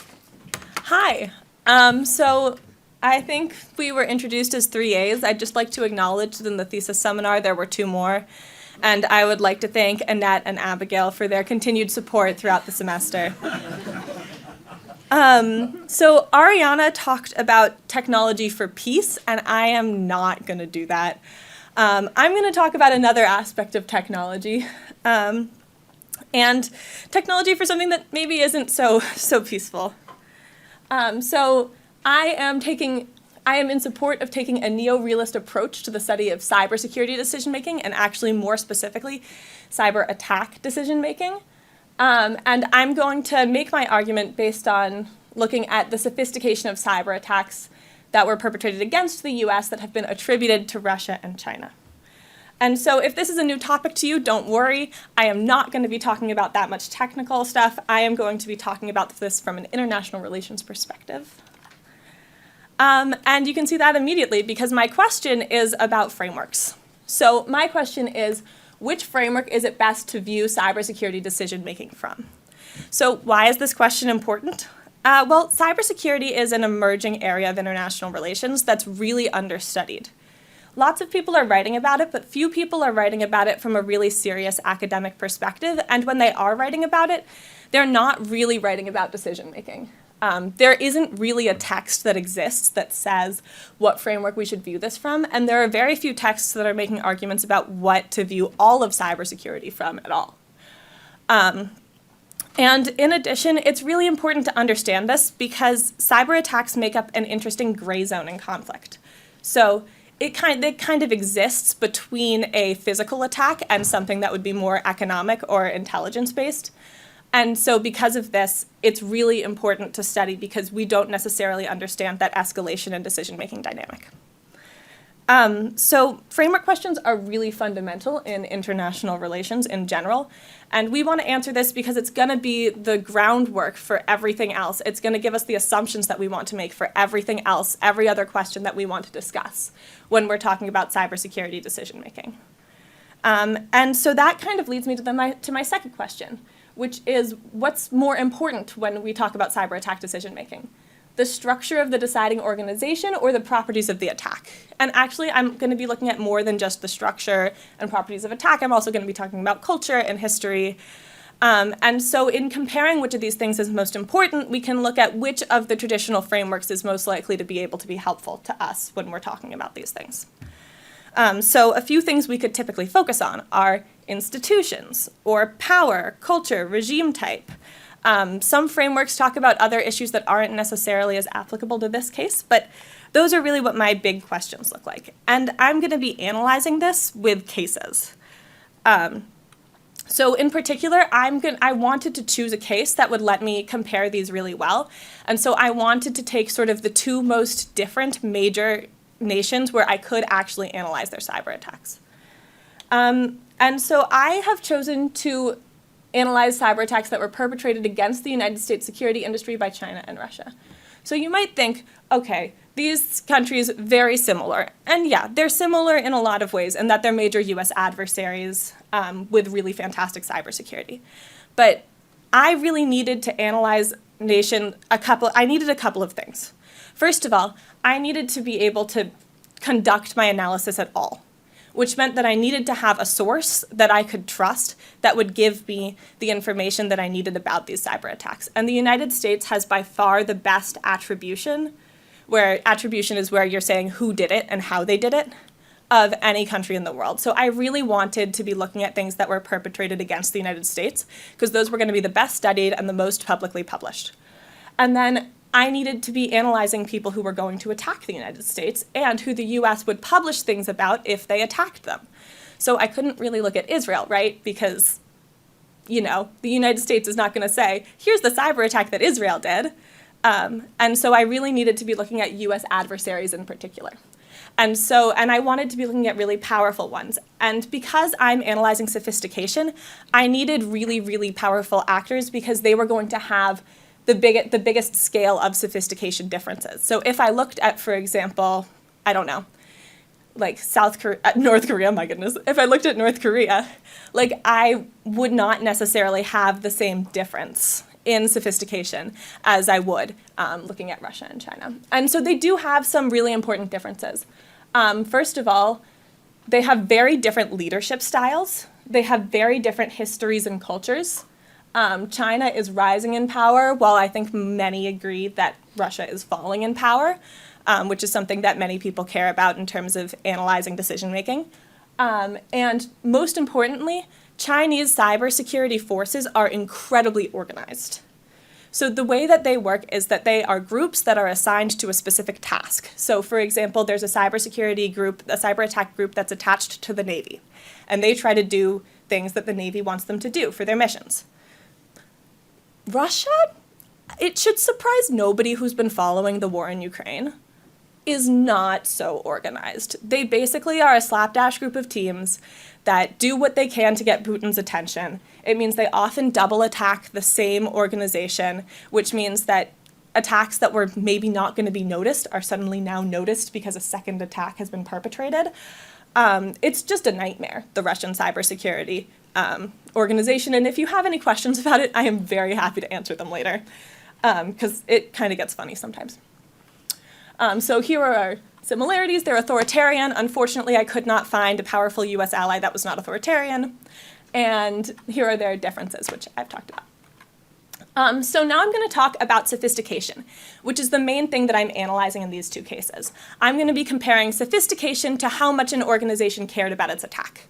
So what is sophistication in terms of cyberspace? Well, there are a couple of key things that make up a sophisticated cyber attack.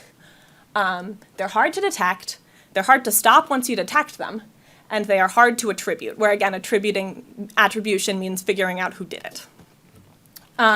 So there are lots of steps at which you can be sophisticated or unsophisticated.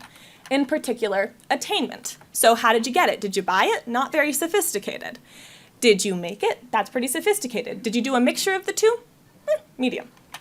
Testing. Did you test it? Testing your code is important. All of the CS majors in here are smiling at me. Entry. How did you get in?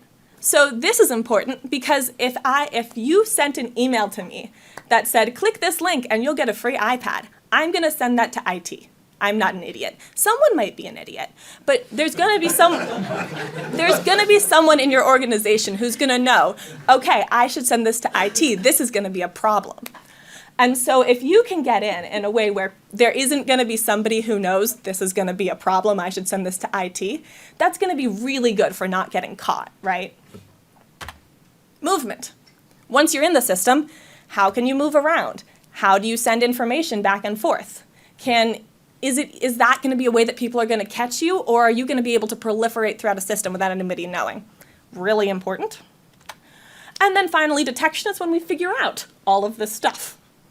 So I'm going to talk about a couple of cyber attacks to give you some context. A phishing attack. So this is the thing where I send you an email with the iPad, and hopefully all of you are wonderful, sophisticated users of the internet and do not click it.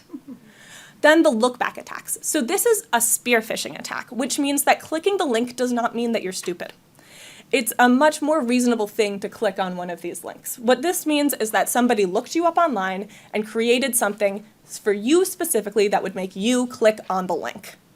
So in the case of the look-back attacks, it was saying that there were engineering credentials that you needed to re-update to continue being an engineer, and it was sent to engineers. So like pretty reasonable that they might think that this was a problem. But what made this attack special is that the malware that it deposited could create, delete files, send files, delete itself, which is really good for not getting caught. And it could move from computer to computer really easily from inside the system.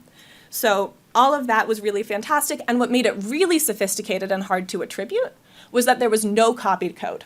Not a common thing. SolarWinds, on the other hand, I'm happy to answer questions about later, got in without an email. Nobody saw it coming. It presented itself as an update. It went for 14 months undetected, and it would actually check for antiviral software before doing anything.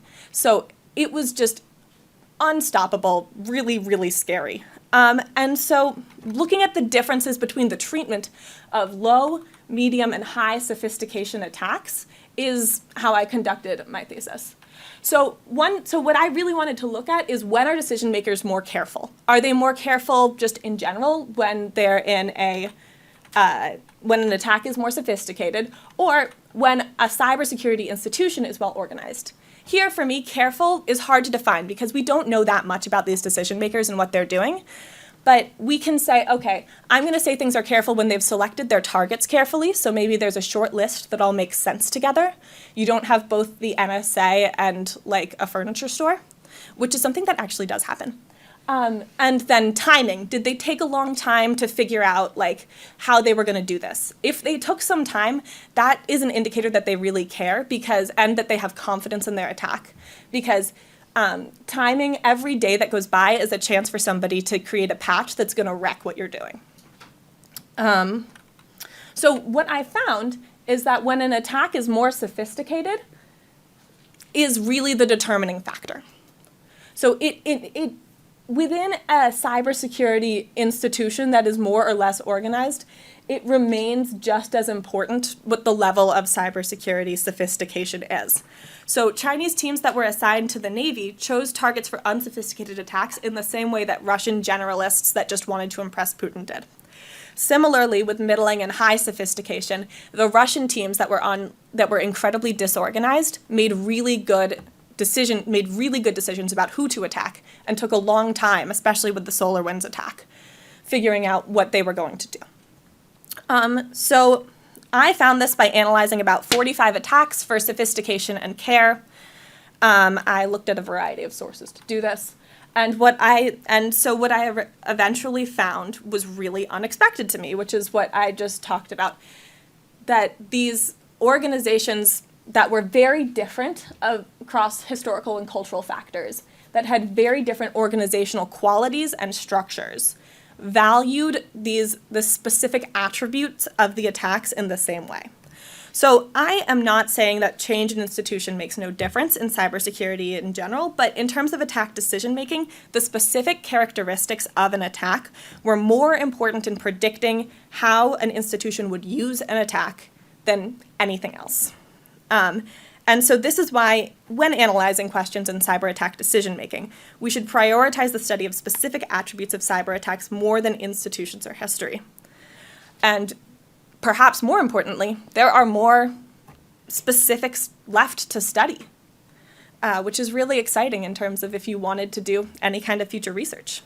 So there's a couple of reasons that this is really significant. The first of which is that it's going to help us with attribution. So it can be really difficult to figure out who did things. And so this would help with that. And second of all, this is going to possibly help predict future attacks before they happen, helping us defend ourselves before things can even attack us. So thank you so much for your time, and I would love to answer any questions.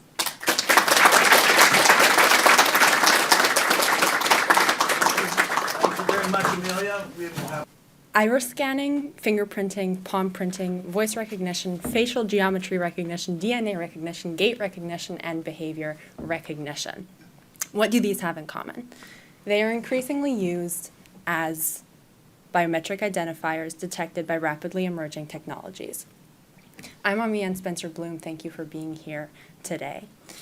Specifically of the biometrics mentioned, I research gait and behavior recognition. But what are gait, that's G-A-I-T, and behavior recognition? They are computer vision-based surveillance technologies in this context, so think CCTV cameras, but basically with a software steroid update, making them able to detect behavior and gait, unlike regular CCTV cameras. So gait and behavior can serve as durable biometric traits whereby computer model gaits are cross-referenced and matched, or as behavioral indicators whereby computer algorithms match specific motions to certain intentions. Between 2019 and 2021, the global number of surveillance cameras in use grew from 770 million to 1 billion. In other words, we are living in an age of rapid expansion of surveillance technology. Last year, I pondered thesis topics and kept tripping over the following. The U.S. is known internationally for its love of freedom, and we can certainly get into debates of to what extent that is true or not. But let's take it at face value. How then has it become so heavily invested in surveillance? Many brilliant minds have already taken to this question from a range of disciplines. The research question I add is what explains the rise of the development of gait and surveillance behavior recognition technologies in the U.S. in the late 20th and early 21st centuries. This is not a question we often talk about. So I asked, hey, literature, what explains the development of gait and behavior recognition in the U.S. in the late 20th and early 21st centuries? And literature basically said the following, they didn't have a clear answer. And so I instead found three primary responses. One, we being technologists, need gait and behavior recognition. So we've got facial recognition, but there are times in which a person can't or doesn't want to show their face, and so it'd be super, super useful to be able to just recognize them without them showing us their face. The second typical response that literature gave was big data explains the technology's development. So in other words, because we, again, technologists, have the ability to develop these surveillance technologies, we could develop them, so we did develop them.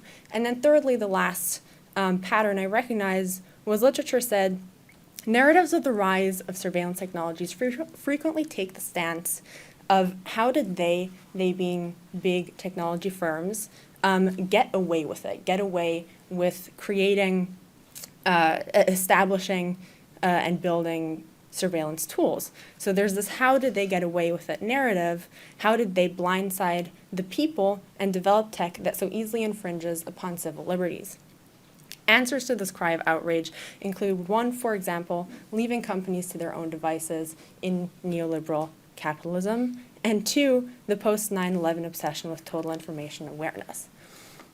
Reviewing what literature gave us, I find that these answers don't satisfy my question. Based on the pattern my research found, I ask a different question. Instead of how did tech companies get away with building up surveillance tech, I ask, how did they make people want surveillance tech? This question realizes that our socio-historical understanding of surveillance gait and behavior recognition technology is profoundly immature. I therefore offer an interdisciplinary framework. Why? 1, performance studies provide expertise on the performativity of objects, security, and insecurity. 2, critical Black surveillance studies contextualize today's technologies of control within legacies of slavery, colonialism, and surveillance biopolitics in the US. And 3, STS provides theories with which to dissect tech-society interactions. From this framework, 3 cultures of practice and currents of thought emerge. Writing and reading the body, politics of surveillance, and datafying behavior begin to explain the development of gait and behavior recognition. In short, the normalization and codification of the study of body language had incisive impacts on societal discourse on the interpretation of bodies and motion. This paved the way for behavioral analysis to become computational and commercially scalable. That's one sentence for an 80-page chapter. So. On to the research design. I started by digging into questions of cultural context and technological emergence, using process tracing, theory triangulation, historical analysis, discourse analysis, and think description. In part 2, the other 80-page chapter, I applied the framework to the case of one particular company, Skyla, asking what explains its development of gait and behavior recognition software. Skyla profiles itself as the leading physical real-time threat detection and anomaly detection solution. I used discourse but also visual analysis in this case study, and Skyla functioned as both an illustrative as well as revelatory case. It also enabled the testing of competing theories, as Skyla's rationale for its own work differs radically from this thesis explanation. I now briefly present the core of my findings, then take us on a short visual journey, and then offer final implications. The case study of Skyla produced 3 primary findings. 1, the datafication of movement. 2, the bodification of threat. And 3, blue traction. These 3 are further broken down into 23 constitutive variables. Together, they explain the development of gait and behavioral recognition technology in the US. Due to the brevity of this presentation and opportunity cost, I'm going to focus only on blue traction. Happy to get into details of the others later on. I define blue traction as a world-building, instantly recognizable, discursive, and symbolic paradigm in which gait and behavior recognition technology developed. Within this paradigm, behavioral recognition technology performatively establishes tangible techno-capitalist purchase. So, it's a random Tuesday and it's lunch hour. Why am I talking about blue? That is such a reasonable question, indeed. And so to make things a bit more concrete, let's take a look at some of the rhetorical and aesthetics analyzed as part of the thesis. Bear with me, we're going to go through a couple of these. Exhibit A, we see Skyla's homepage. Skyla's homepage, again. Skyla's blue, easy-to-use edge device called Asteria. A snippet of Skyla's promotional video. A promotional video. Asteria filters unwanted motion. And one more time, a blue promotional video. and another blue promotional video. So now we're going to shift gears away from Scylla and to industry comparisons. So we're going to move on. Mobotics, a visual surveillance platform provider. IVSec, another, these are all, most of them have integrations with Scylla, partner with them in some form or another. Moving on to network optics. Moving on to Genetec, a blue unified mission control surveillance provider. Eagle Eye Networks will also offer you blue video surveillance products. Entech Lab, a multi-object video analytics platform, BriefCam, here to supply you with really more blue video analytics software. So now we've covered private industry and analytics companies. Let's expand the scope. Exhibit A, MIT's Lincoln Laboratory. The lab develops advanced technologies for critical national security needs, inter alia, low gate recognition. The lab is coded blue. Exhibit B, this is IARPA, the Intelligence Advanced Research Projects Activity, a research organization within the Office of the Director of National Intelligence. This is one of its projects, BRIAR, Biometric Recognition and Identification at Altitude and Range. It's developing capabilities that allow for whole body biometric identification from great distances, meaning, for example, to be able to identify a body from like vertically top down, like drone view, versus currently only what's able to be done from like a ground level. BRIAR and IARPA are both coded blue. Signal Magazine is the official media of the Armed Forces Communications and Electronics Association International, apart from the fact that Signal Magazine is itself coded blue. Signal reported on Project BRIAR, and in its report it used this cover image, Exhibit C, blue people. So we've briefly considered private industry, academia, and government research. Now let's turn, as one does, what's missing from this panel, pop culture. So pop culture Exhibit A, Mission Impossible, Rogue Nation 2015, biometric gait analysis used to verify identity, and it's blue. Then we have pop culture Exhibit B, Minority Report 2002, Tom Cruise using a holographic blue gesture-based interface designed by real-world MIT researcher John Underkoffler. Also pops up in Iron Man. Finally, Exhibit C, pop culture, actually not pop culture, but real photo of Albert Stepanyan, a CEO and co-founder of Scylla, in a promotional video. Invest in the future of security is the promotional video. So, Blue Traction's dual manifestation in both the imagined and material in the entertainment and technology industries is significant. This is not accidental. This is not pretty colors. It infuses the paradigm with affective, intellectual, and technical dynamics. The 23 variables that you can ask about drive the development of predictive behavioral recognition technology. The fact that Scylla deploys symbolically charged aesthetics identical to those associated with science fiction blockbusters is not coincidental. Blue Traction constructs emergent surveillance technologies as likable and friendly, while however enmeshed in legacies of pernicious carceral surveillance. Note that this is also a field in which companies refer to their surveillance technologies as, quote, exceptionally adorable, making them sought after. Blue Traction therefore functions not merely as a color, but as a culture. And here I remind us of the opening dichotomy of how did they, the big tech companies, get away with it versus how do they make people want it.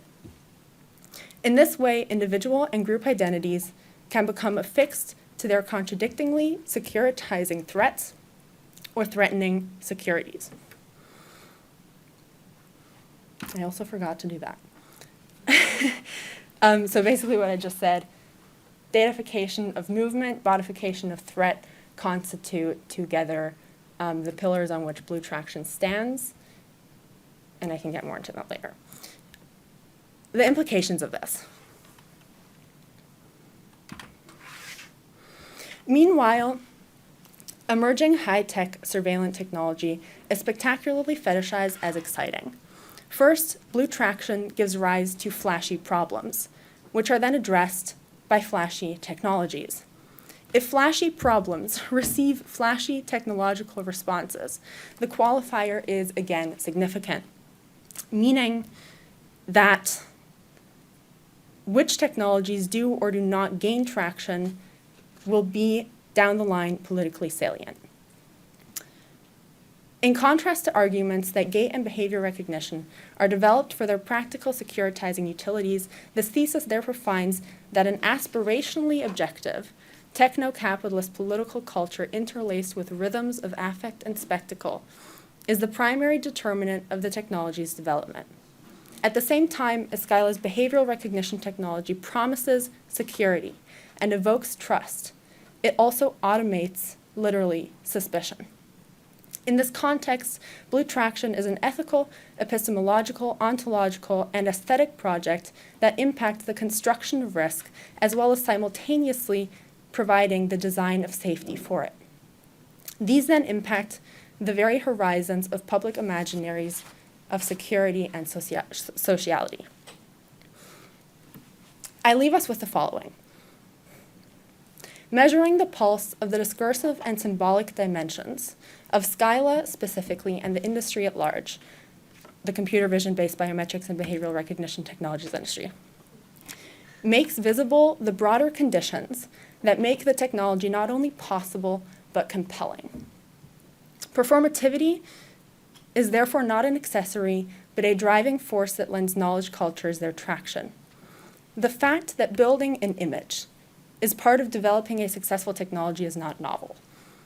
However, inflected by affect, design, and rhetoric, this dominant sociocultural paradigm informs not only the types of surveillance practices and technologies used, but who envisions what forms of governance.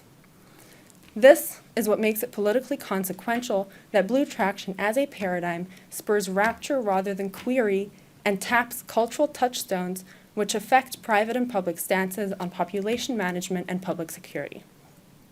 Finally, because techno-aesthetics shape who prioritizes what as sociopolitically threatening, one of the century's most pressing trials is to critically contend with the relations of spectacle, emerging surveillance technologies, and security. Thank you.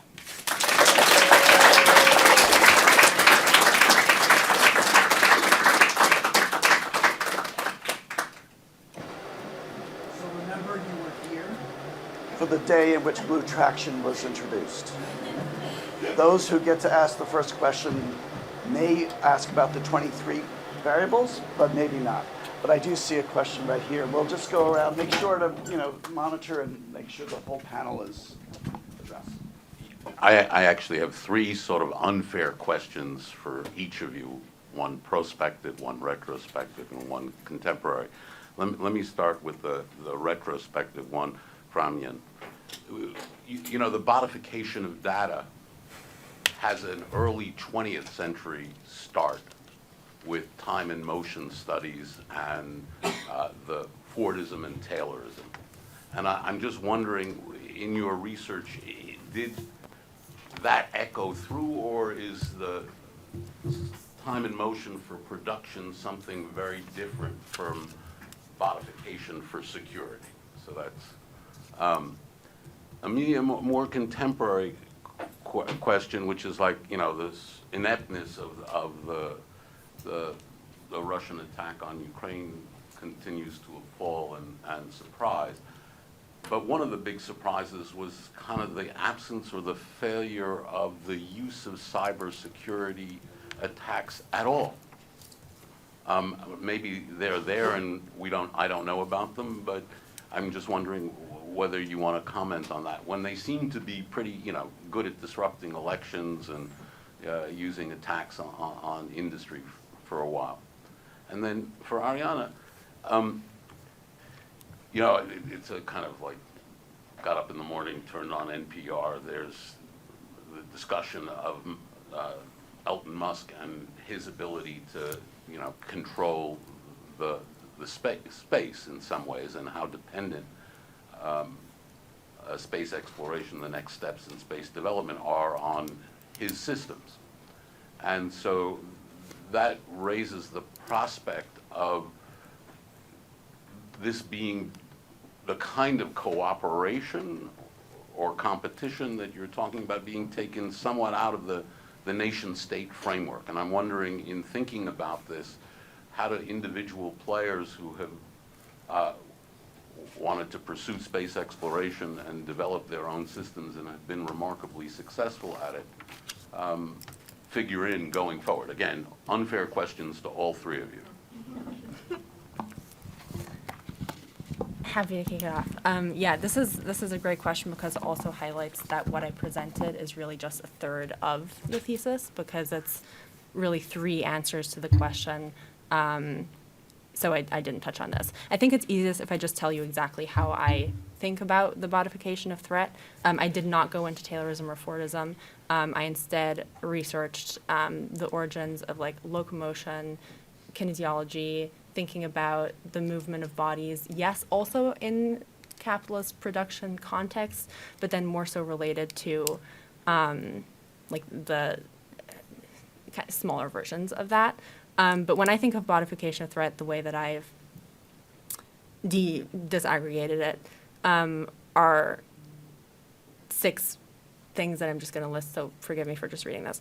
But surveillance frontierism, the term coined by Cahill, the white spatial imaginary coined by Lipsitz, the definition of the definition of threat as emanating from the other, the carceral field of vision coined by Scannell, the war on terror and its affective, popular, and political hold on imaginaries. This is Sarah Ahmed.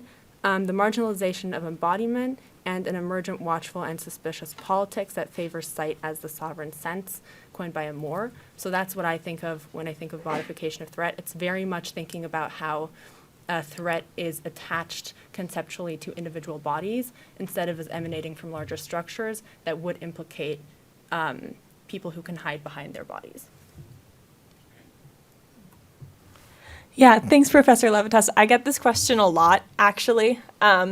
So if you were here for when the director of the NSA came to speak, you would have heard him tell you that it was because of Hunt Forward teams, which is where teams of people in the NSA and other similar organizations from the United States went to Ukraine before the war and had boots on the ground and set up systems and then left before the attack, and sort of established really strong cybersecurity there.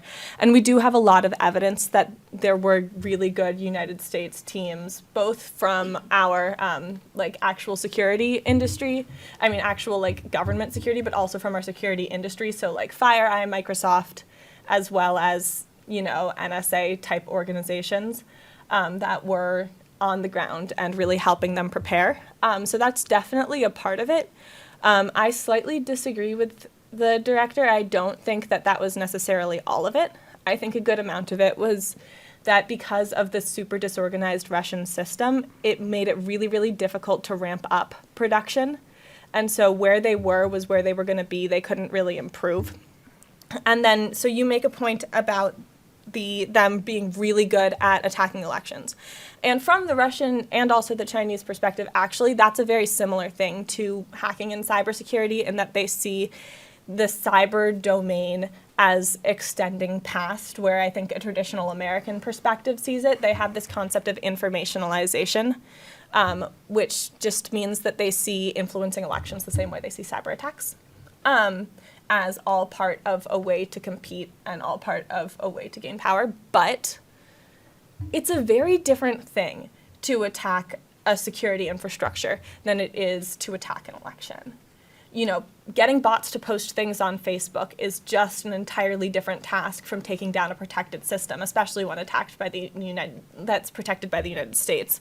And similarly, individual businesses are just much less okay, the governments are often incompetent, as IR scholars, people know this, but it's just, if the government is preparing for war and the NSA is preparing them, they're just going to be more secure than the average US business.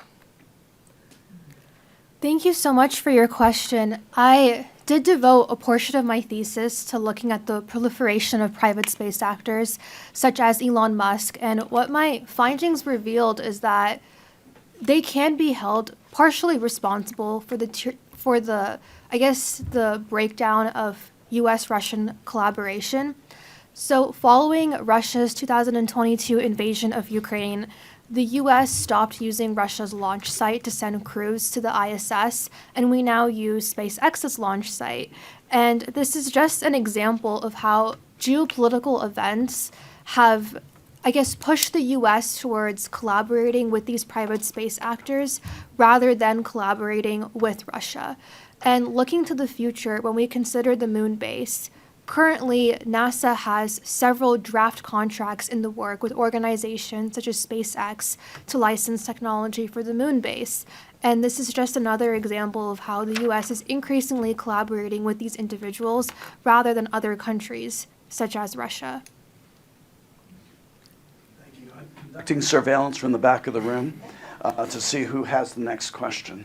Please. And I'll do the back of the room again and watch. Questions for all three panelists. Thank you for your work. For Ariana, it seems a little bit like the case that scientific international cooperation, especially among competing nations, is almost at the mercy of whatever international state of international cooperation or international relations is. Is that the case, or can there be times when a desire for progress co-opts that?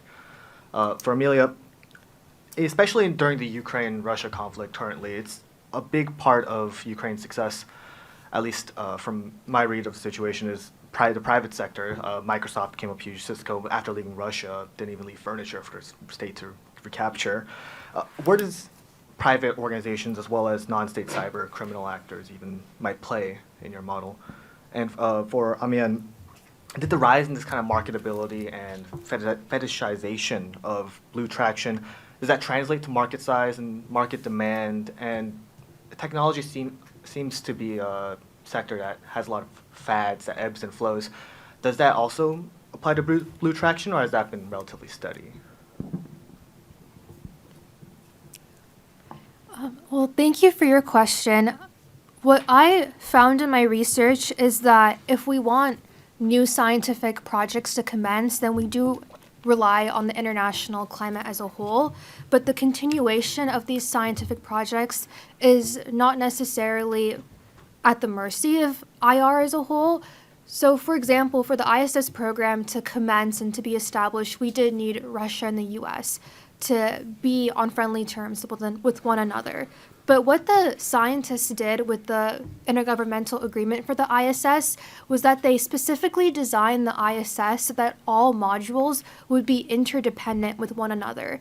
And what this has done is this has made it nearly impossible for one country to pull out of the ISS because the entire program would fall apart if one country were to do so. And so, in this sense, scientific cooperation on the ISS has been able to sustain, for example, Russia's 2012 annexation of Crimea.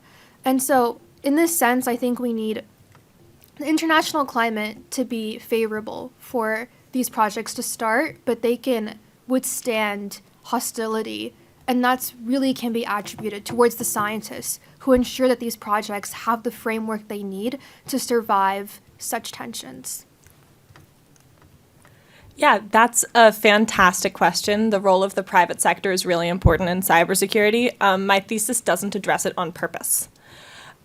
So there's this really fantastic argument that people in the literature have made that you cannot actually have a framework that addresses sort of the private sector and the public sector together because they're so fundamentally different.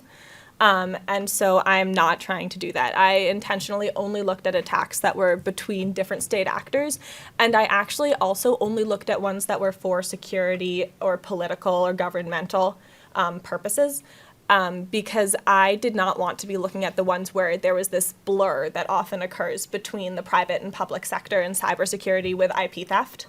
It's an excellent point, and I agree that my thesis doesn't apply there. And I did not include it in my data, and my thesis should not be taken to apply to it. Thank you so much for your question.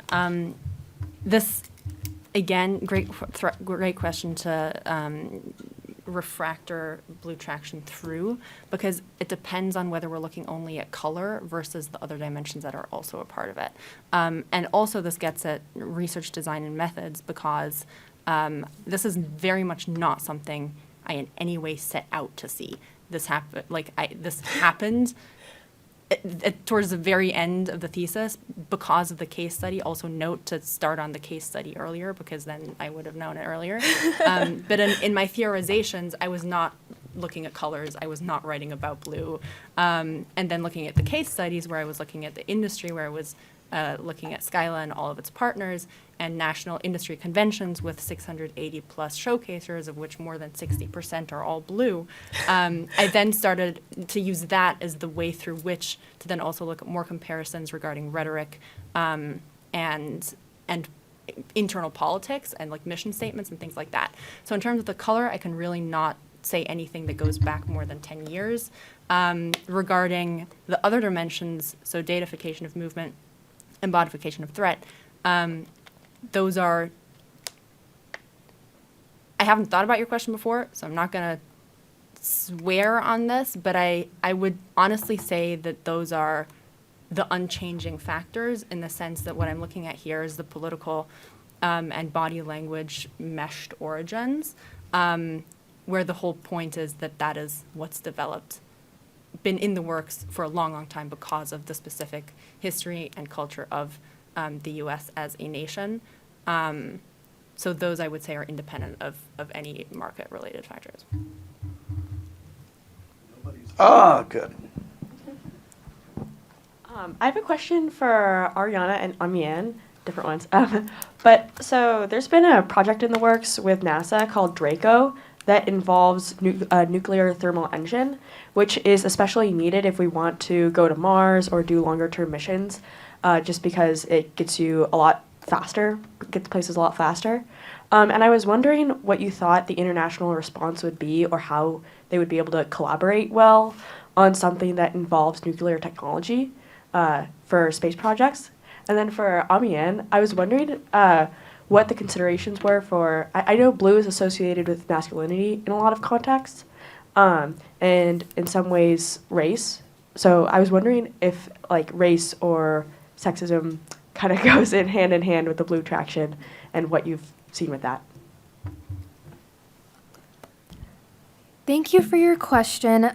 I have only read like very little about Draco, but based on what I know, I do know that some countries are open to using nuclear technology in space, whereas other countries completely frown upon it and say we shouldn't have it at all. And if you look at our international institutions, such as UNOSA, several of the treaties kind of have clause which suggests like actions on how we can approach the use of nuclear technology in space. And so I think if collaboration were to occur on nuclear technology, we would really need to turn to those international institutions. And I think what is so great about these treaties that have developed, that have offered suggestions on how to use nuclear technology in space, is that these treaties were written with the consultation of scientists and experts in the field. And so I think they could provide a great starting off point for those discussions. But for these discussions to occur, we need these countries to be able to be willing to go to these international institutions in the first place. And I would argue that that isn't going to happen unless relations between the US and Russia improve from where they are now.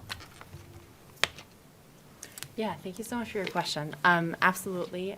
There's a section where I outline, I want to say it's 17, but I'm not positive, associations of the color blue that are like commonly agreed upon / mappable.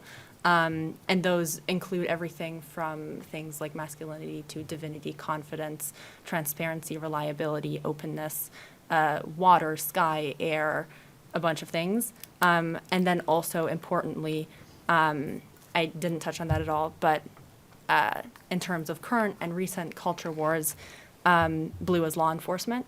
And that then actually led me to theorize blue traction as what an STS is referred to as a boundary object, or here boundary concept, meaning that different populations / individuals, people can relate to a same concept, but in different ways. So there are different ways of knowing the same object / concept, which then led to this notion, or my connecting it to Kotev's notion of violent attachments, whereby people form emotional attachments to things that harm.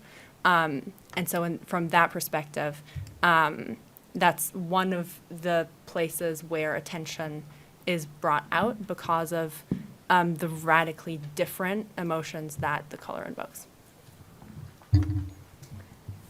I have a question for Amian. I'm very curious because a lot of your discussion was US focused in terms of US culture surrounding surveillance and the color blue and the relationship between media informing the actual technology and then that creating kind of a feedback loop that affects the political sphere. I'm actually very curious though if in your research you were able to examine, given how involved surveillance technology has been in geopolitical conflicts between like the US and China, you know, providing it to the governments of other countries. You talked about the standardization of body language. I'm wondering, did your research sort of get into how the relationship between culture and surveillance either exports like the culture of other countries to different places or doesn't mesh with it necessarily? Part 2 thesis. I did not get into that, but what I will say is that, so Skyla, for example, is an Armenian U.S. company. Their national conference for the industry looked very, very similar. So I don't know about like cause and effect of transport from migration one place to another, but that I have seen it again this very end, like 1 month on this. Like I'm not, like there's still work to be done. But from what I saw in that time of surveilling, what I saw, definitely also present, but only then again, we're really just talking about the color and rhetoric, so words. There's a parallel between how body language was standardized and the language around secrecy / universality that involves that I did see also pop up in this context. So yes, U.S. global power has begun to transport, but also it's a U.S. history based work. You've been on the left the whole day. It seems like let's go to the right, just so that we're intellectually balanced. Fair and balanced, I think, is up for grabs now. Hi, congratulations all on the very good presentations. I have a question for Amelia. While you were presenting, I was wondering if you saw any difference in the intent and in the nature of the attacks between China and Russia towards the US, and if you did, then what sort of was the motivation? Was it different geopolitical interests? Was it different specific historical moments in time that determined how and what they did in these attacks? Yeah, that's a great question. So I did see a couple of differences in intent. I mean, I didn't see huge differences in intent because I actually filtered for intent, as I answered in the previous question. Like, I was only looking at ones that were for political, governmental, or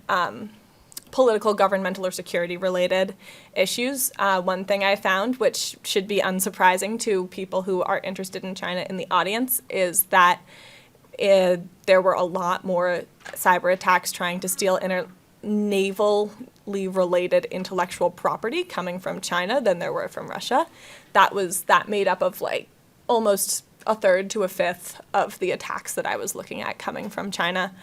and generally more tech IP was what Chinese attacks were looking for, that was security related. So maybe it related to boats, maybe it related to the vaccine, maybe it related to, this is basically what it was coming from China. From Russia, it seemed much more general, and I think that had to do with the fact that these were just generalist groups. And so they would try to attack intelligence, they would try to attack major companies, they would try to attack anything that would just give them general surveillance on the United States. Rather than more specifically IP related. This has been such a terrific final session of this conference. We have time for maybe one more question. Register, it's always a tract. I have a question for Amian. So about this kind of gets at the question of why blue. So did you look into, and forgive me if you already touched on this, but did you look into like kind of the origins, like whether or not maybe pop culture kind of paved the way for this blue color, and then maybe the companies followed after that, or if it's the reverse, or why, or how blue cropped up as an aesthetic to begin with, and if other aesthetics in this field have cropped up in similar patterns. That's kind of the one. Thank you so much for your question. That is something very like chicken and the egg question of like which came first, why, where did it come from? I was thinking about it in ways, like a parallel for me was thinking about U.S. obsession with now I'm blanking on the word, charismatic leaders, and how there's a parallel between like the charisma that you see when it's about people, and aesthetics when it comes to technology, and how in both of those cases there's, I find, an element that is outside of just like entertainment. So I don't think that it's something that surfaced per se in the pop culture context, but then again, like you look at Minority Report and John Underkoffler and the fact that technologies that, and again here I'm interpolating different technologies, some that are surveillance technologies, but then some that are high-tech technologies grouped into a similar kind of category of technologies that influence how they are presented even though they're a different technology. I think that's kind of the, like where my thesis ends is this point of there's a connection in to what extent one came before the other, or honestly if they developed simultaneously because of the simultaneity of the development. I want to think more on that. Thank you. Thank you. Because these last questions have been singles, we have time for one more. This is single, and it's simple. I need you to ground truth for me. One aspect. What exactly is a security-threatening gate? What does a security-threatening gate look like? Who has these? Who is this security gate threatening, I don't want to say person, but what makes the gate security threatening, and who defines that? I have a personal interest. Thank you so much for your question. In version 1 of this presentation, I wanted to actually begin with asking the audience what is a threatening gate, and then I opted for not doing that because time. But I would have loved to do that, and I would still like to do that. But no, so that is very much I didn't touch on it in the presentation, but in the thesis I touch on that a lot. Is gait even a thing? Where does gait live in the body? Where does movement live in the body? And then obviously who defines what that is? What is a threatening gait? Is pressing a button on a laptop to launch nuclear weapons a threatening motion, even though it's just one finger? Like, if I'm answering you, I would say that's a great question and let me talk about it for 1 hour. If Skyla is answering you, then it has to do with trespassing, it's loitering, it's graffiti, it's climbing over fences, it is anomalous behaviors, which are not further defined in their white paper. So it depends, it's up to the programmers, and also what a client would demand.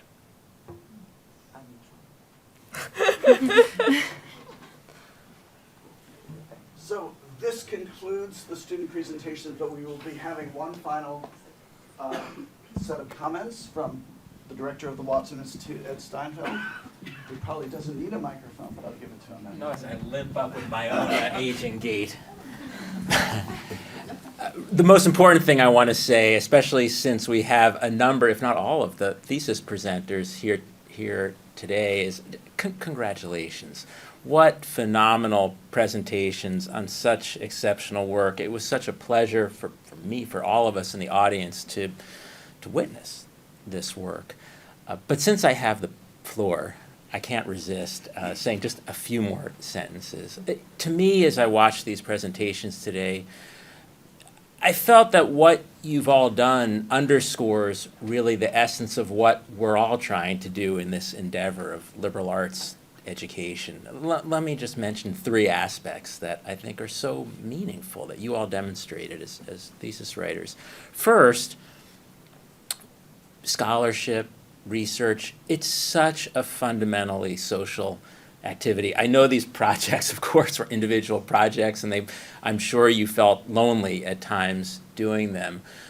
But whether it's your interactions with your advisors and readers, I think probably that's maybe the least important, if I could say that. Whether it's your interactions with your friends and peers and roommates, I think get much more important, and a bunch of you commented on that. Whether it's your interactions with your family, some of whom are here, some of whom are watching online. To me, it's so essential to education and learning, and it's so gratifying to see that playing out in these wonderful individual projects. There are a lot of people I know who contributed to each of these projects. The second thing that's so obvious to me in watching the presentations and reading some of these theses, and a number of you mentioned this explicitly, is that these projects are great finished works. But in their greatness, they've all demonstrated that no research is really ultimately finished. These are all ongoing projects. So many of you explicitly noted follow-on questions that flow from your work. And it's like the educational endeavor we're all engaged in. This is really about lifelong learning. And there are different key steps in that process and great milestones that are worth celebrating, including this one right now, the milestone of finishing an honors thesis, and the milestone next week and a half of commencement. But this is about lifelong learning. And then the third point, I think for thesis writers, this is probably, for many of you, maybe most of you, the first time you're writing something for an external audience. This isn't just about turning something in for a course, for a single faculty member. It's something that's on the record, in the best sense. It's something available for the world to read and something delivered to the world to read. And to me, that really is all about something critical to education, and that's giving back. You know, taking what you've learned and what you've learned through your networks and peers and giving back to the rest of us so that we can learn and we can make the world legible, increasingly legible through your efforts. And I may say something like this again, commencement, because I really believe it, but now that you are coming to the end of your time at Brown, at least as undergraduates, and you're setting off and doing all kinds of things, whether here at Brown or elsewhere, I really ask you, beg you, to stay in touch, keep educating us, whether it's with respect to these specific projects. Some of you are going to go on to the next steps of these projects. Others will go on to other things. But please keep on educating us. It gets back to the first point. A liberal arts education is a social effort and a collective effort. So with that, let me again, and please join me in congratulating these fantastic teachers.